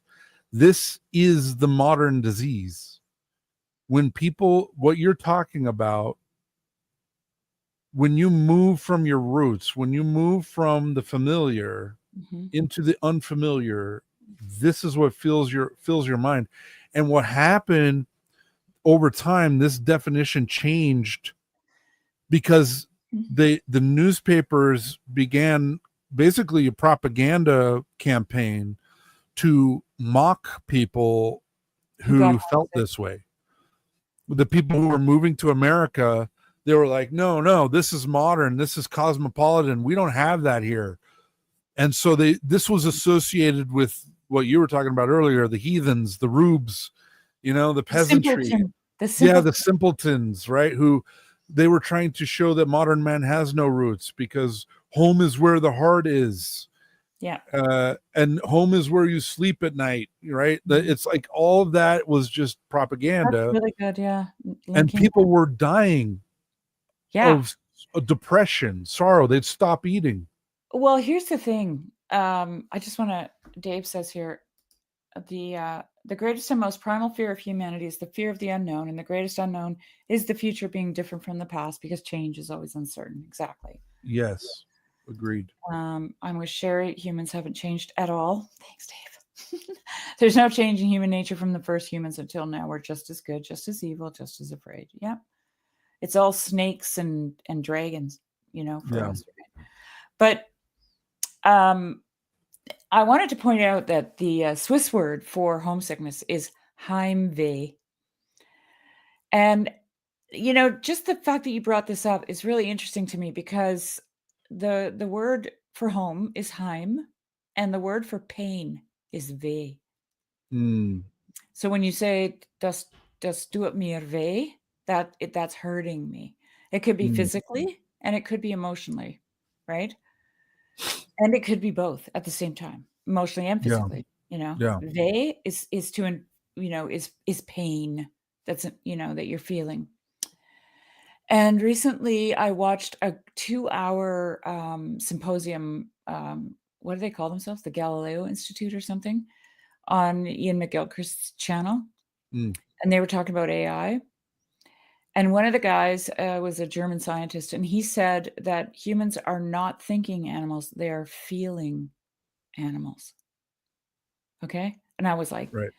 ding, ding, ding, ding, because I've said that. Like, not that I'm smart, but it was just like resonating with me what he said, because Yeah. I realized at one point in my life that we don't speak from here, we speak from here, right? We have a Yeah. feeling, and that feeling causes us to say something. It causes thoughts. The feeling causes thoughts. Like, Yeah. Like yeah. it's really not the other way around. We Right. don't have thoughts because, and then, no. No. And actually cognitive behavioral therapy will prove, makes this point, right? That you have to change your behavior because that changes your feelings, and that changes your thoughts. Okay? Right. It's not the other way around. Right. So, but anyway, what am I saying here? What did I start on? Oh, Heimweh. So I was thinking, uh, I found it very primitive. Like Swiss is very agricultural language, right? It's farmers, heathens, simpletons. Mm-hmm. And Heimweh, this is something that we, like you've pointed out in the past too, Jeremy, and made me more aware of it. This is something that we, as deracinated, we don't have it. We don't have, I think we're getting it back, actually. Yeah. I'm seeing it coming again. Yes. But we don't have Heimweh. And so, like, you take these people from even 400 years ago, and they got to march off to war, and they're somewhere in another country, and they die there, or Yeah. they never see their family again. They can't get back for whatever reason, or their family gets killed, in a raid Mm-hmm. while they're away. Either way, the pain of melancholy for these people must have been so intense compared to what, we say, I miss you. We don't say, I have missing pain for you, because Mm. we can see each other again. We're really mobile. Yeah. Like my daughter was here staying with us for a couple months, and was actually before that staying around here for 6 months. So we got to see each other for a lot, which I haven't had with my children, right? For a long, long time. And then they couldn't find property here, and they had to move across the country, like to the extreme other Mm. side, Nova Scotia. And the day they left, I said to my husband, could you imagine if you were, in England, and your sister or brother or whatever was leaving on a boat for America? Yeah. You would never see them again. Right. Right? The pain, like, we don't understand that, Jeremy. We really don't. It's interesting. I'm just rambling. Sorry. No, it is the connection to place, and it's also been happening because of our property laws and because of estate taxes. That's another form of attacking this tendency, because we don't inherit. We don't hand stuff down to our kids anymore, or our grandkids. We don't inherit from our grandparents or our great grandparents. Property taxes are too expensive, or we can't afford to keep it, or we don't know how to farm, or whatever, Mhm. or all the people just want their money, and they're not tied to the place, right? They're not tied to, my great grandmother had my great grandparents had a farm. They had 120 acres on the Duchesne River. The Duchesne River ran through it. They had like brown trout that would spawn in their irrigation ditches, and when my great grandma died, the siblings got together and sold it to a Chinese company. It's awful. It breaks my heart, you know? It's just, that's another form of that attack, of like attack of place, like being connected to a place, Yeah, and you know? this goes for me, Jeremy, this goes back to my ponderings on the whole idea of with plot and place in story writing. There's like 7 different plots according to Justin from Justin's Morning Coffee, now that I remembered his name. And but place is like, it's up to your imagination, right? You can create, if you're writing a book or a play, you can create all kinds of context, because that's what place is. Place is context. Okay, so think about it in these terms. This is how I've been thinking about it. If I just, take this book and I just open it up and I read, 4 sentences and put it down, it means nothing. Right. Because it has no context. Meaning crisis? We're in a meaning crisis? Is it perhaps that we have no context? Yes. Well, Right? that's Ian McGilchrist's whole point. Yeah. The right brain is what provides context. We've become left brain obsessed, and so we've lost our context. Right. We've lost the context of why we all look at a flag. We don't know.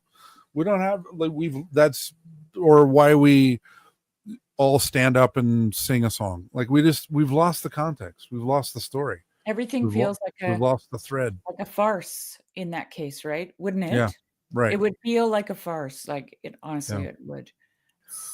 Yeah. The kind of like what you felt when you had your little forest sit instead of going to church. Right? It's like, what is this? This is a farce. Who are these people? Why are they saying these things? What are they trying to do? Because it doesn't have any actual context. It's made up. Like, Mormonism is literally just like constructed. It's definitely syncretic. Yeah, they definitely pulled from a lot of different sources. Like, a lot of different movements at the time found their way into Mormonism, for sure. Right. I just watched, Marielle posted it for me in the Discord. I have a favorite singer. His name is Nick Mulvey. And I've been following Nick Mulvey ever since First Mind came out, which is his first album. And he was very much he was a very spiritual seeker type, right? And he was quoting lots of Sufi poets and, all that kind of thing. Mm-hmm. And he came out with a new album recently called Dark Harvest Part 1. So I'm really excited for Part 2, actually. And it's amazing. Okay. I'm listening to it and I'm just like, this is just insanely good. And anyways, she posted a short interview with him where he came out as a Christian, that he had met Christ, and that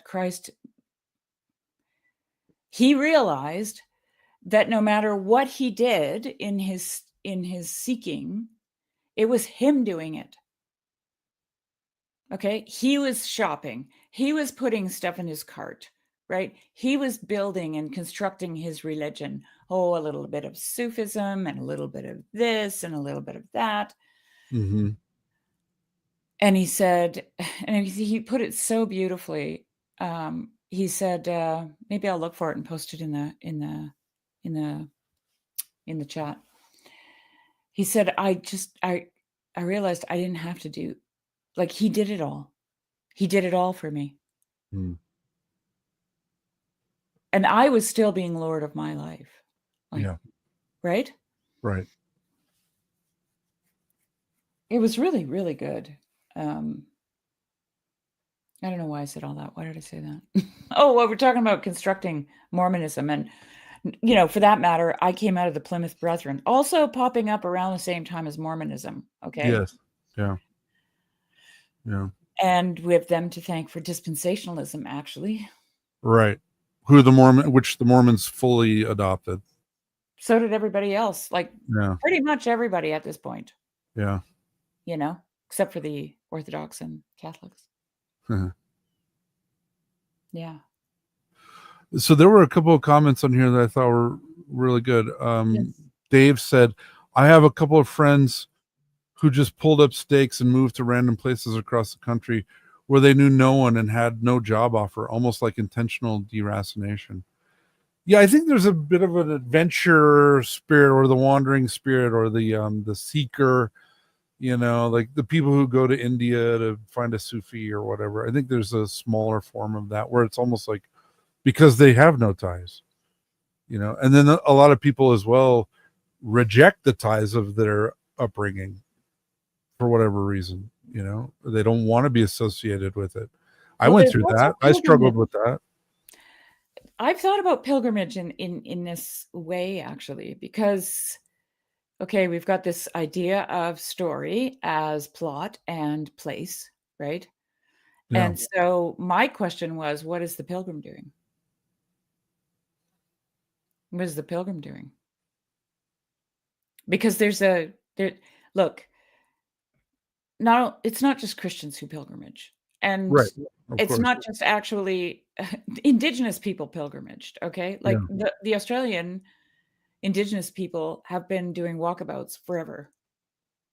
Well, and there was the Vision Quests in North America, and then there was also, that's one of the 5 pillars of Islam. You have to make a pilgrimage to Mecca. Yeah. So. Yeah. I don't know that much about Buddhism and Hinduism, but I'm sure they've got something equivalent.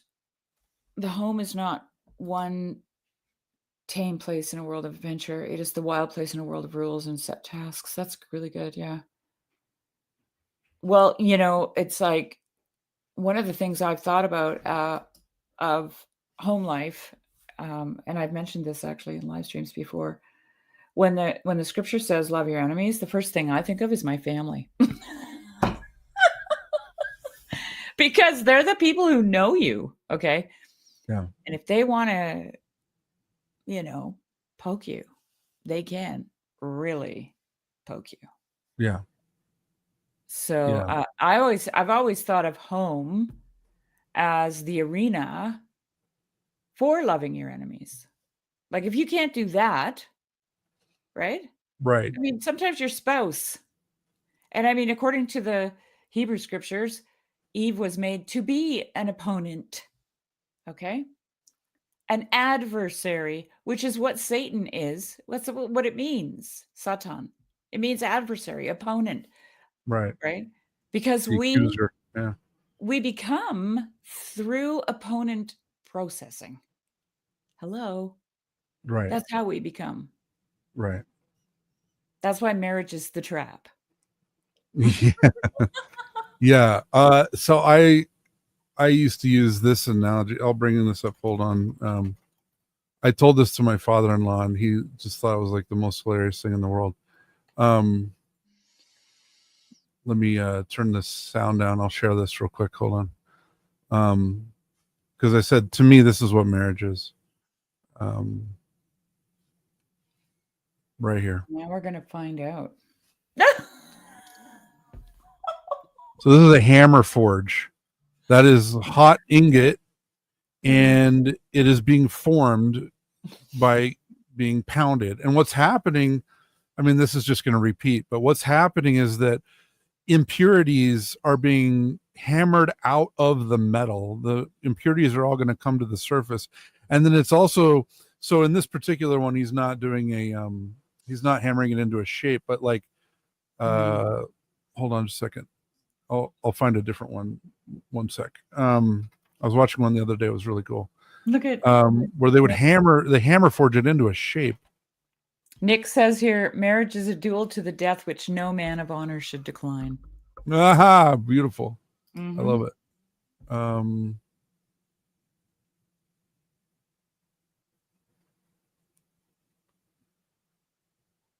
Well, you can still see. I'll just share this so you can kind of let's see it. skip ahead.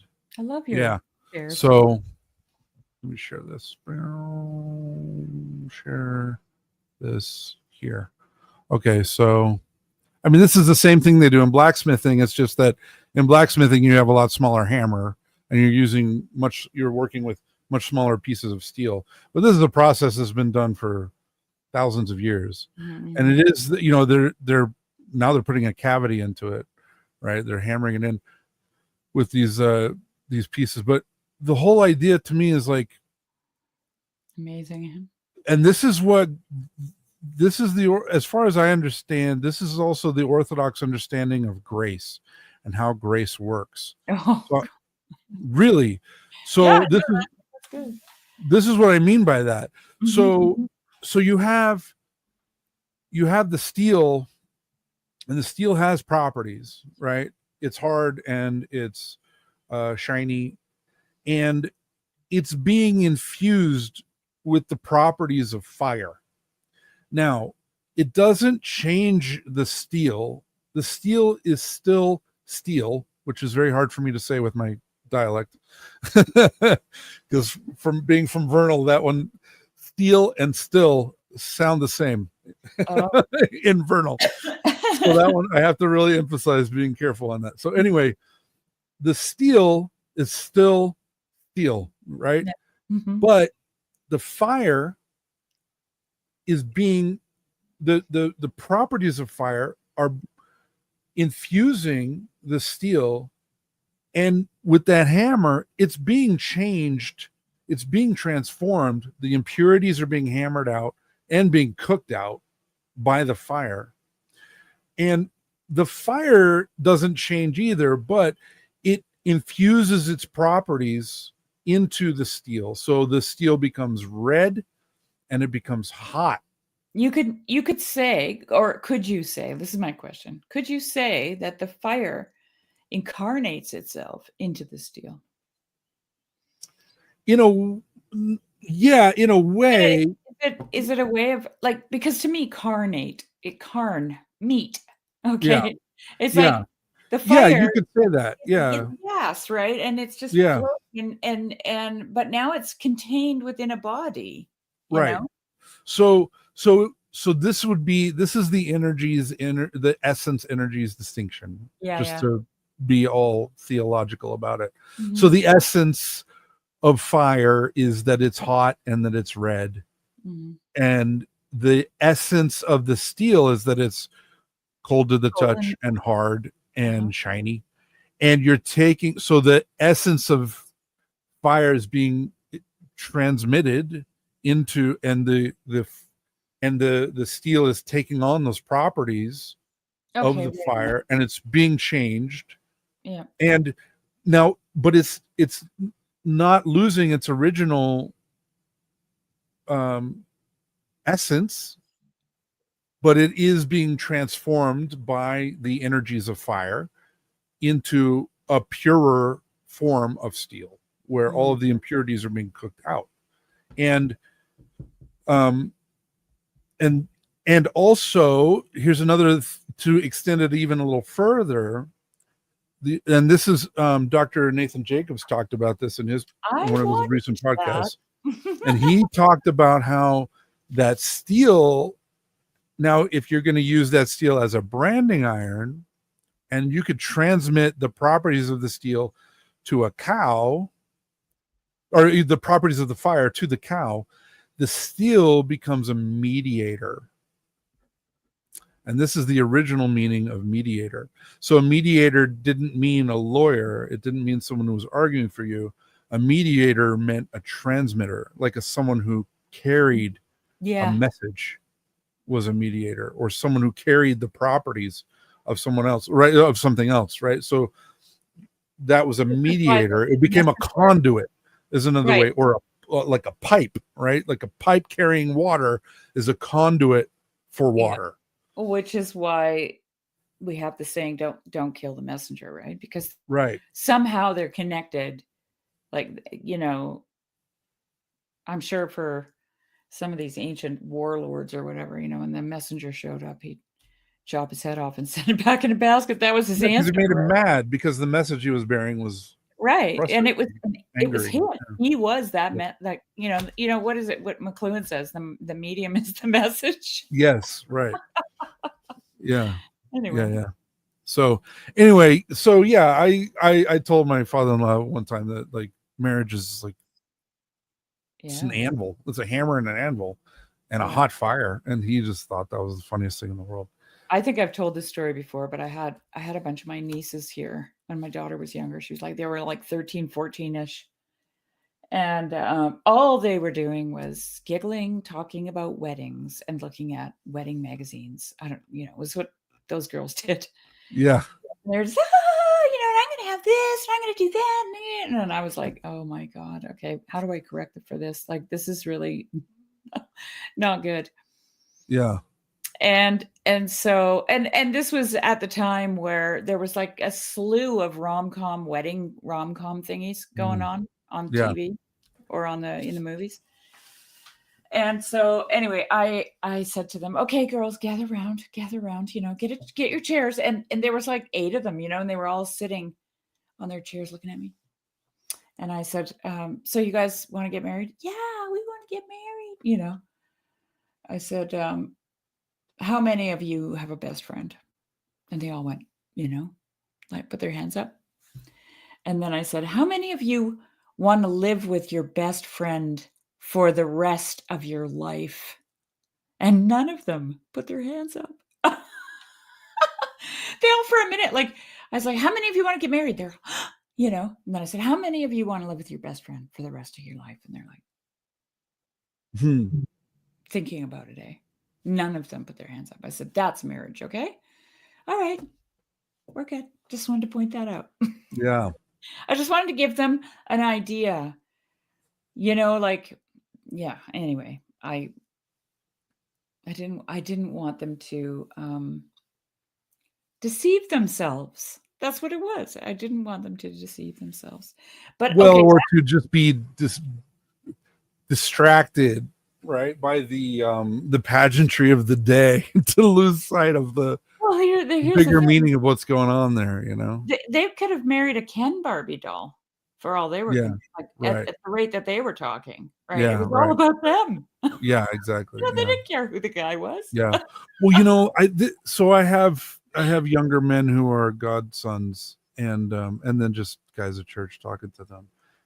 And this is the biggest problem I see in relationships, in the dating world and in relationships, is that it's become very transactional and very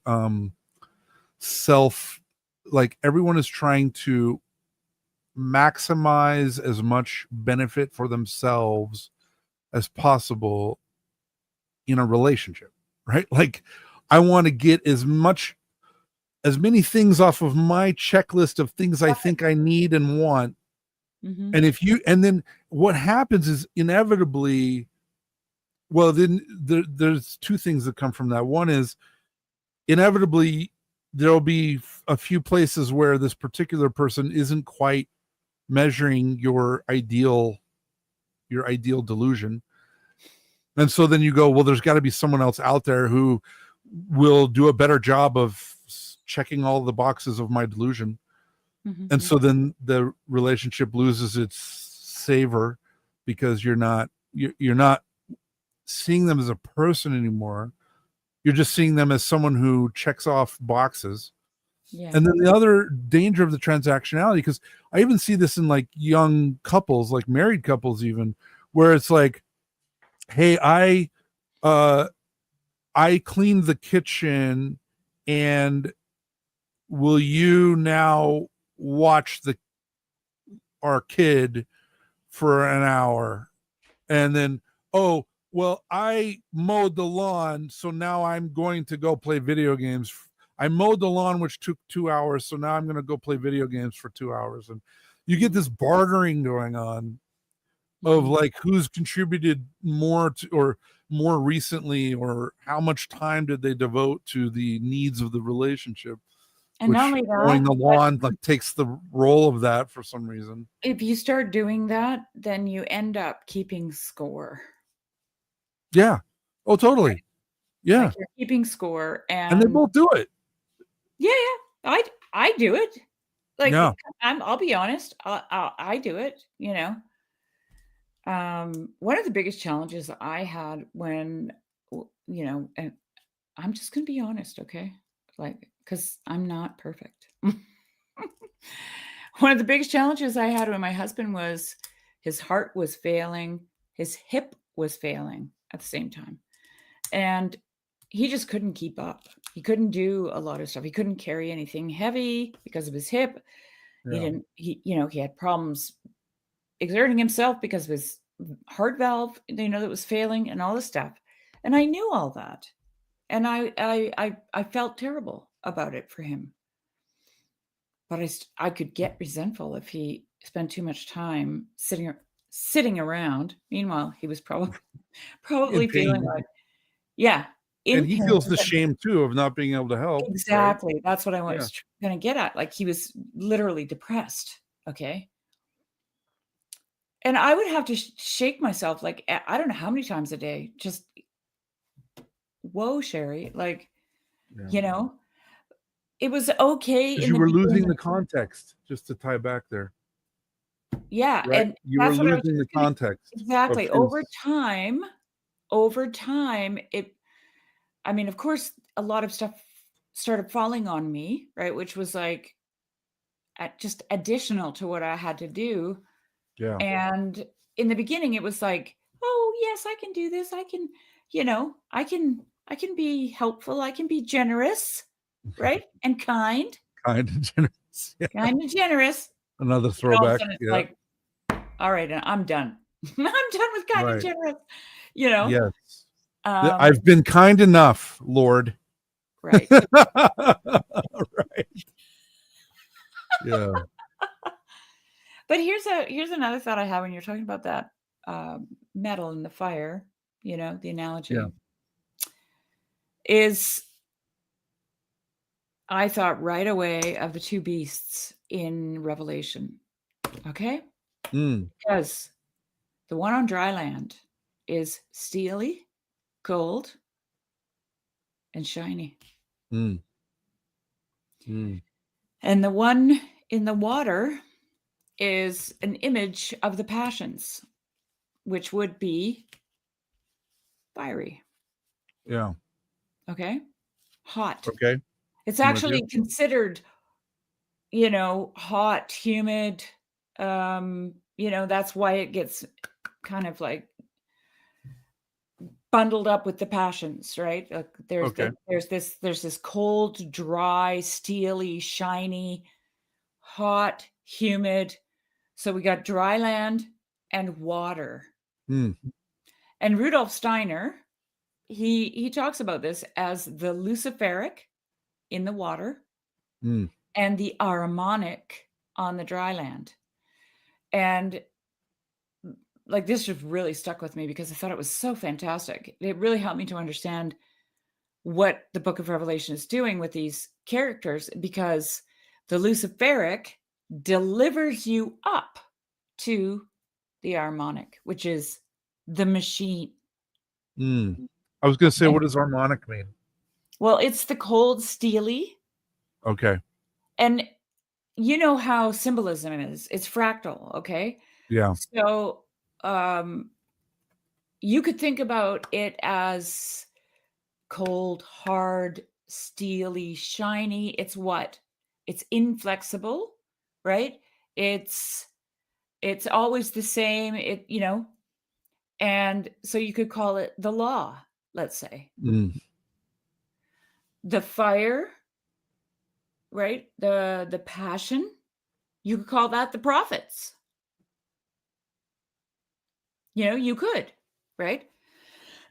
It's not that these things are evil in and of themselves. They're evil, or they become evil, or I don't know how to put it. They don't become evil.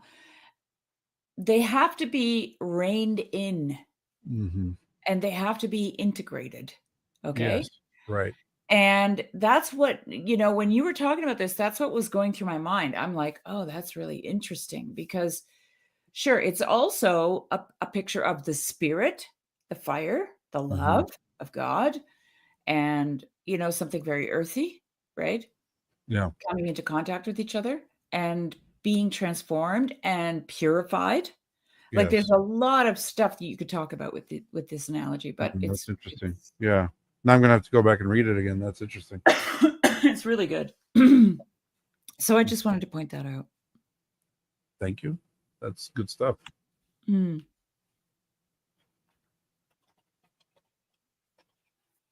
You're like Sherry with George MacDonald. All my quotes are from Chesterton.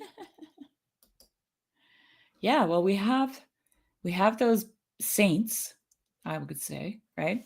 Who really speak into our lives. It's wonderful. Thank God. That's what I say. Yeah. By the way, I was looking when I was looking for the Heliand earlier and couldn't find it. I did find my other copy of the Heliand, my poetic version, Oh, yeah. and I should get one of those I too. was looking at it a minute ago, and it is very different. It reads very different, and it's a little harder to follow because it kept the meter of the original. But I wanted to see that last sentence that we read because it was really beautiful. I don't know which was the last one we read. 40? No, we did 42. Okay, 42. About the workers in the vineyard, remember? The Oh, workers who right. came late to the vineyard. True. Oh yeah, so a reward to all men, mighty Christ did mean that. The best of all barons, when he spoke his parables of how the workers came to the wine gardens, the men all differently, yet each did receive full pay from his liege. Likewise shall the children of earth receive their reward from righteous God himself, most lovely pay, though some come so late. Hmm. Yeah, this one's definitely more poetic. Yeah. But anyway, that's I had forgotten where I had left this too, so it was fun to run into it again. That's good. I'm kind of anxious to read that that what's it called? The Saxon Gospel? The That other book I Saxon, wrote? the Saxon Savior, I think it The was. Saxon Savior. That's what it Yeah. is. I'm like, oh, that might be really, really, really interesting to read. I'm still making my way through. Yeah, it's basically commentary. On it's like the annotation of what we're currently reading. I'll share Yeah, it. and I find the footnotes just incredibly insightful, like really good. Yeah. So this is another book by the translator of the Heliand that we're reading. This study is an interpretation and appreciation of the art of the Heliand, the 9th century Saxon poem in which the Christian gospel of the four evangelists is translated in Germanic terms. Murphy examines in detail the ingenious and sensitive poetic analogies through which familiar texts, the Nativities, the Sermon on the Mount, the Beatitudes, and the Lord's Prayer, the Passion and Resurrection, are transformed into Germanic settings and concepts. The first book in English on the Heliand, this study offers a new socio-political explanation of the possible motives of the unknown author in undertaking this enormous and brilliantly realized poetic task. So you can have yours for $56, or you can get the hardcover for $275. That's American. For me, that's like Yeah, $5,000. $5,000. Yeah. Okay, I have to tell you this. Okay. I have a brand of coffee that I like. It's from Italy because I'm European in a way. And I've been buying it for years. And it was, it comes in a 1 kilogram. That's 2.2 pounds. Okay, bag. Uh huh. And I think I paid 27 Canadian. No, actually, when I first started buying, it was 21 Canadian dollars. That's like 5 years ago. Mm. But of late, it was about 27 Canadian dollars. Went up, by $6 or whatever, $5. I went to buy some yesterday, and it was 37 Canadian dollars for the same bag. And I took two because I live in a rural area, and you never know. Yeah. Always do two of everything. And it was $75, Jeremy. Now we got to add on the 15% sales tax you guys have to pay too, Yeah. right? Yeah. Sheesh. $75 for 2 bags of coffee. I'm like, this feels like the book of Revelation. That's insane. Yeah, that's crazy. It's Wow. yeah. Anyway, Ugh. I just had to share that because I was like, and this is within 2 months, Right. like not over years. Yeah. No. I know. I hear you. Anyway, my grocery bill is like, it's starting to feel like I'm just treading water. Yeah. Right. It's really Oof. crazy. Yeah. We've been eating more very simple foods lately. That's for sure. We're putting my daughter through college, and so yeah, we've been, because we don't want to. We're in a position where we don't need to take on any extra debt to get her through school, as long as we just eat simple dinners. So we're doing that. Yeah. Good. Trying to save money where we can. Awesome. So, it's great. good. Yeah. Well, I've got one thing I'd like to show and tell. Can we do that? Okay. Yeah. Because last week I talked about having a project that I'd like to start. And yes. I wanted to learn how to do this rug making thing. And I did. Awesome. And so I want to show you my rug. I love it. All right. Oh. Wow. Can you see it? Yes. Wow. Look at that. That is amazing. The wool is so long. That's amazing. Isn't it? That's like tweed wool. Wow. Where am I in here? So I'm 5'4". Yeah. I'm not very tall. And as tall as my dad was. Yeah, like it's probably 6 feet. Wow. That's amazing. This is one of my smaller fleeces. Let me fix this here. This is a lamb fleece from a couple of years ago that I hadn't processed yet. And I just thought I'll just try it with this one, Wow. Yeah, I love it. Isn't it? Okay, so here's the back of it. Whoa. It's felted with, wow. with the same wool. So I have to card this wool. I do that on here. Can you see that? Yep. On my carder. Oh wow. And oops. So oops. I just have to share this. I love it. This is a bat from a different fleece, but also a black one, like that one. Where is it now? How does that? This is what I used for the back. So I carded that fleece up, that other one, the other black one, to make the felt. Well, I just carded a bunch of it up because I have it handy to spin right away. I see. Right? Yeah. That's it. And so you have to rip off strips and then lay it on the back of the fleece, and you have to do many, many layers of it. Wow. So that's how the back gets made. That's amazing. So, like, I didn't buy anything for this to make this. Yeah. I just I have everything, right? Oh man.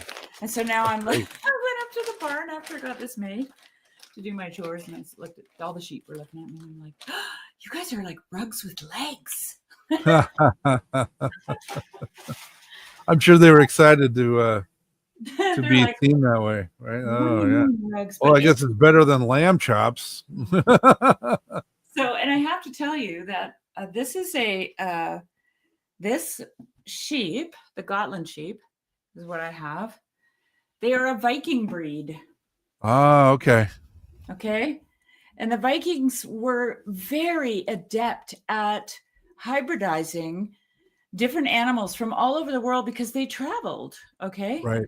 Yeah. To get a very soft, close, like fine. Here's the thing, like I've really come to, and I'm telling you this because of the Heliand, because they're, they're Vikings, but they're also kind of Germanic. Yeah. Oh, for sure. Um, Yeah. they I've got, and it's not by choice. Like I'm not trying to raise Viking. I'm not trying to have a Viking farm, but I accidentally bought these sheep. I didn't know what they were. I didn't know anything about them. I just thought they looked nice, and then I found Yeah. out about them.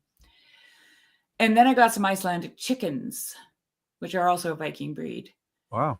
And what I've learned about these people, Jeremy, is that they had a very practical, pragmatic, and refined sense of beauty.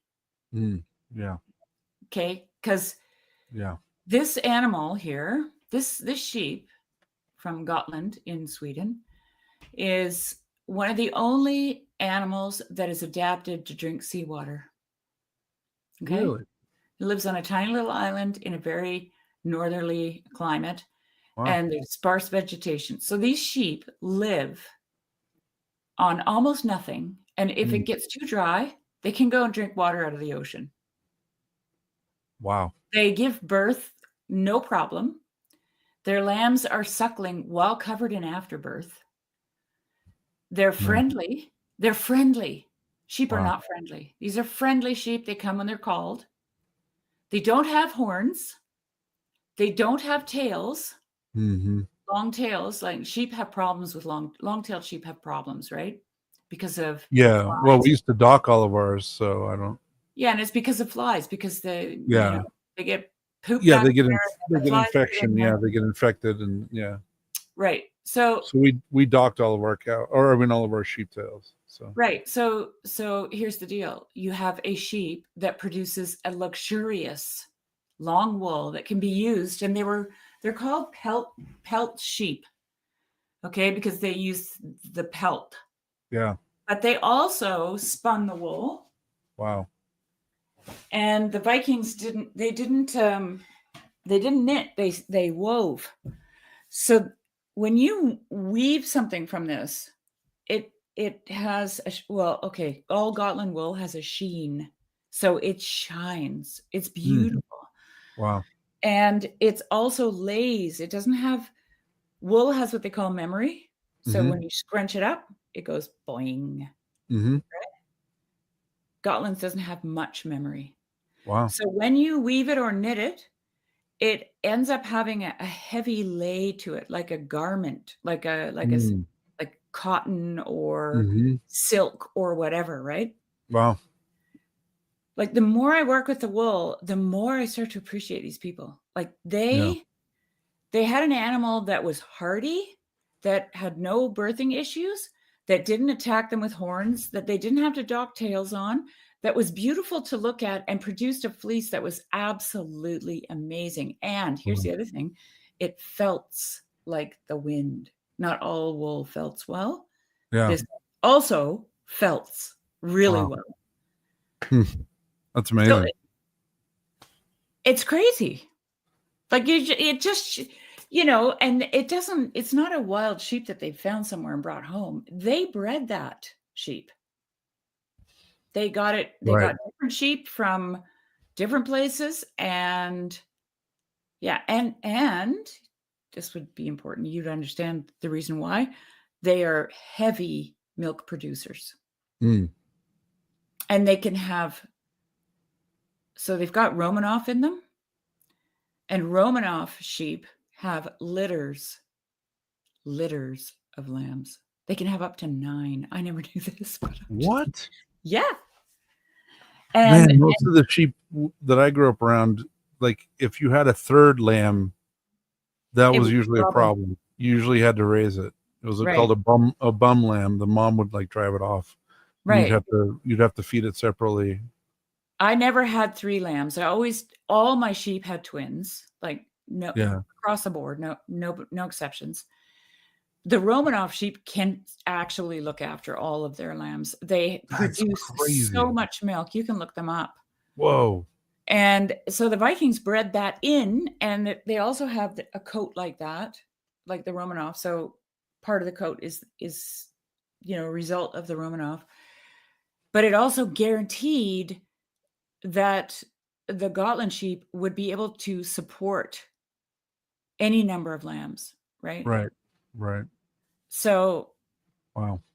I know that's Well, a and then also, I mean, that's a major source of sustenance. for the Fat and people. protein for the people. Yeah, and Yeah, make cheese from that. I yeah, mean, yeah. I mean, this is the thing. Sheep are just, mind blowing, actually. yeah, And and they also smell not as bad as goats. that's true. But don't turn your back on a ram. Right.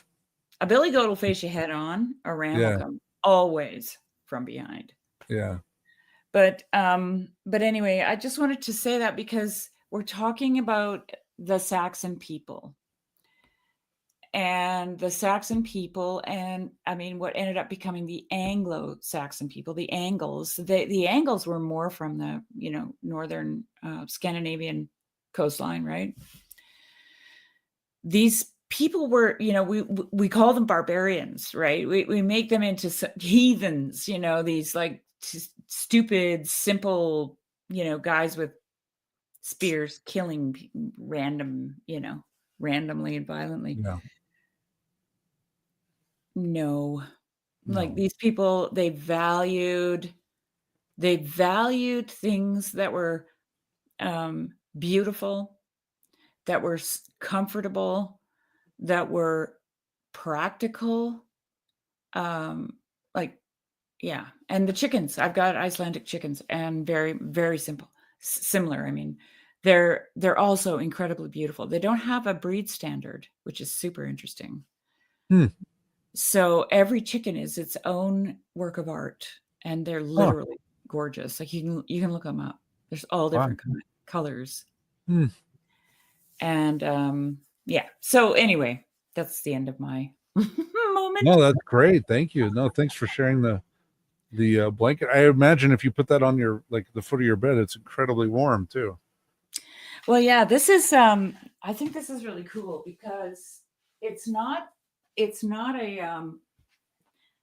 not a hide, right? It's Yeah. felted.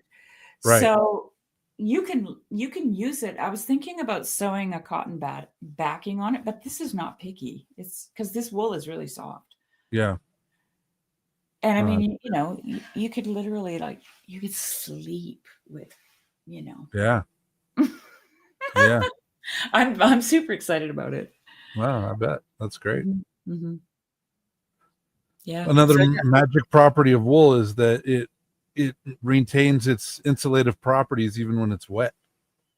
So if you get yeah, that's why they use wool blankets in the military still, because even if it gets wet, it still keeps you warm. Doesn't and it's cool in the summer. It Yeah. cool, and it's warm in the winter. Yeah. And if you leave the lanolin in it, it also sheds water, right? Mm-hmm. So yeah, it's like naturally repellent. And lanolin, if you leave lanolin in wool, also bugs and rodents won't touch it. Mm. Because if they did, they'd be riding around on the backs of all my sheep, right? And living in there. Yeah. It's a Yeah. perfect place to live. So Right. I've got bags and bags of fleeces. Well, they're all in here right now, but usually outside in storage that moths and bugs and mice and everybody can access, and nobody touches them Yeah. That's unless cool. they're clean, and I don't store the clean ones out there. So Yeah. yeah. Anyway, just wanted to share That's that great. with you That's guys. very I fun. No, I actually appreciate it. I actually got myself going and made this, and I'm super pumped. That's really cool. Really I pumped. love it. Yeah. Well, I got to go to bed. All right. Got to work tomorrow. So I'm going to call it a night. Yeah. Well, I thank Thank you. everyone for being here. It was really good. Me too. I Thank you. really love doing this. I feel so like, I don't know. I feel filled full reading the Heliand. It's really, really been good for me. I feel the same way. Mhm. I'm grateful for this project, and I'm grateful for the channel and the audience, and being able to, and for your friendship and being able to come and Yeah, same. share these things. So Yeah. thanks all for joining us this evening. We're grateful you were here, and God willing, we'll see you next week. Yeah. Bye, everybody.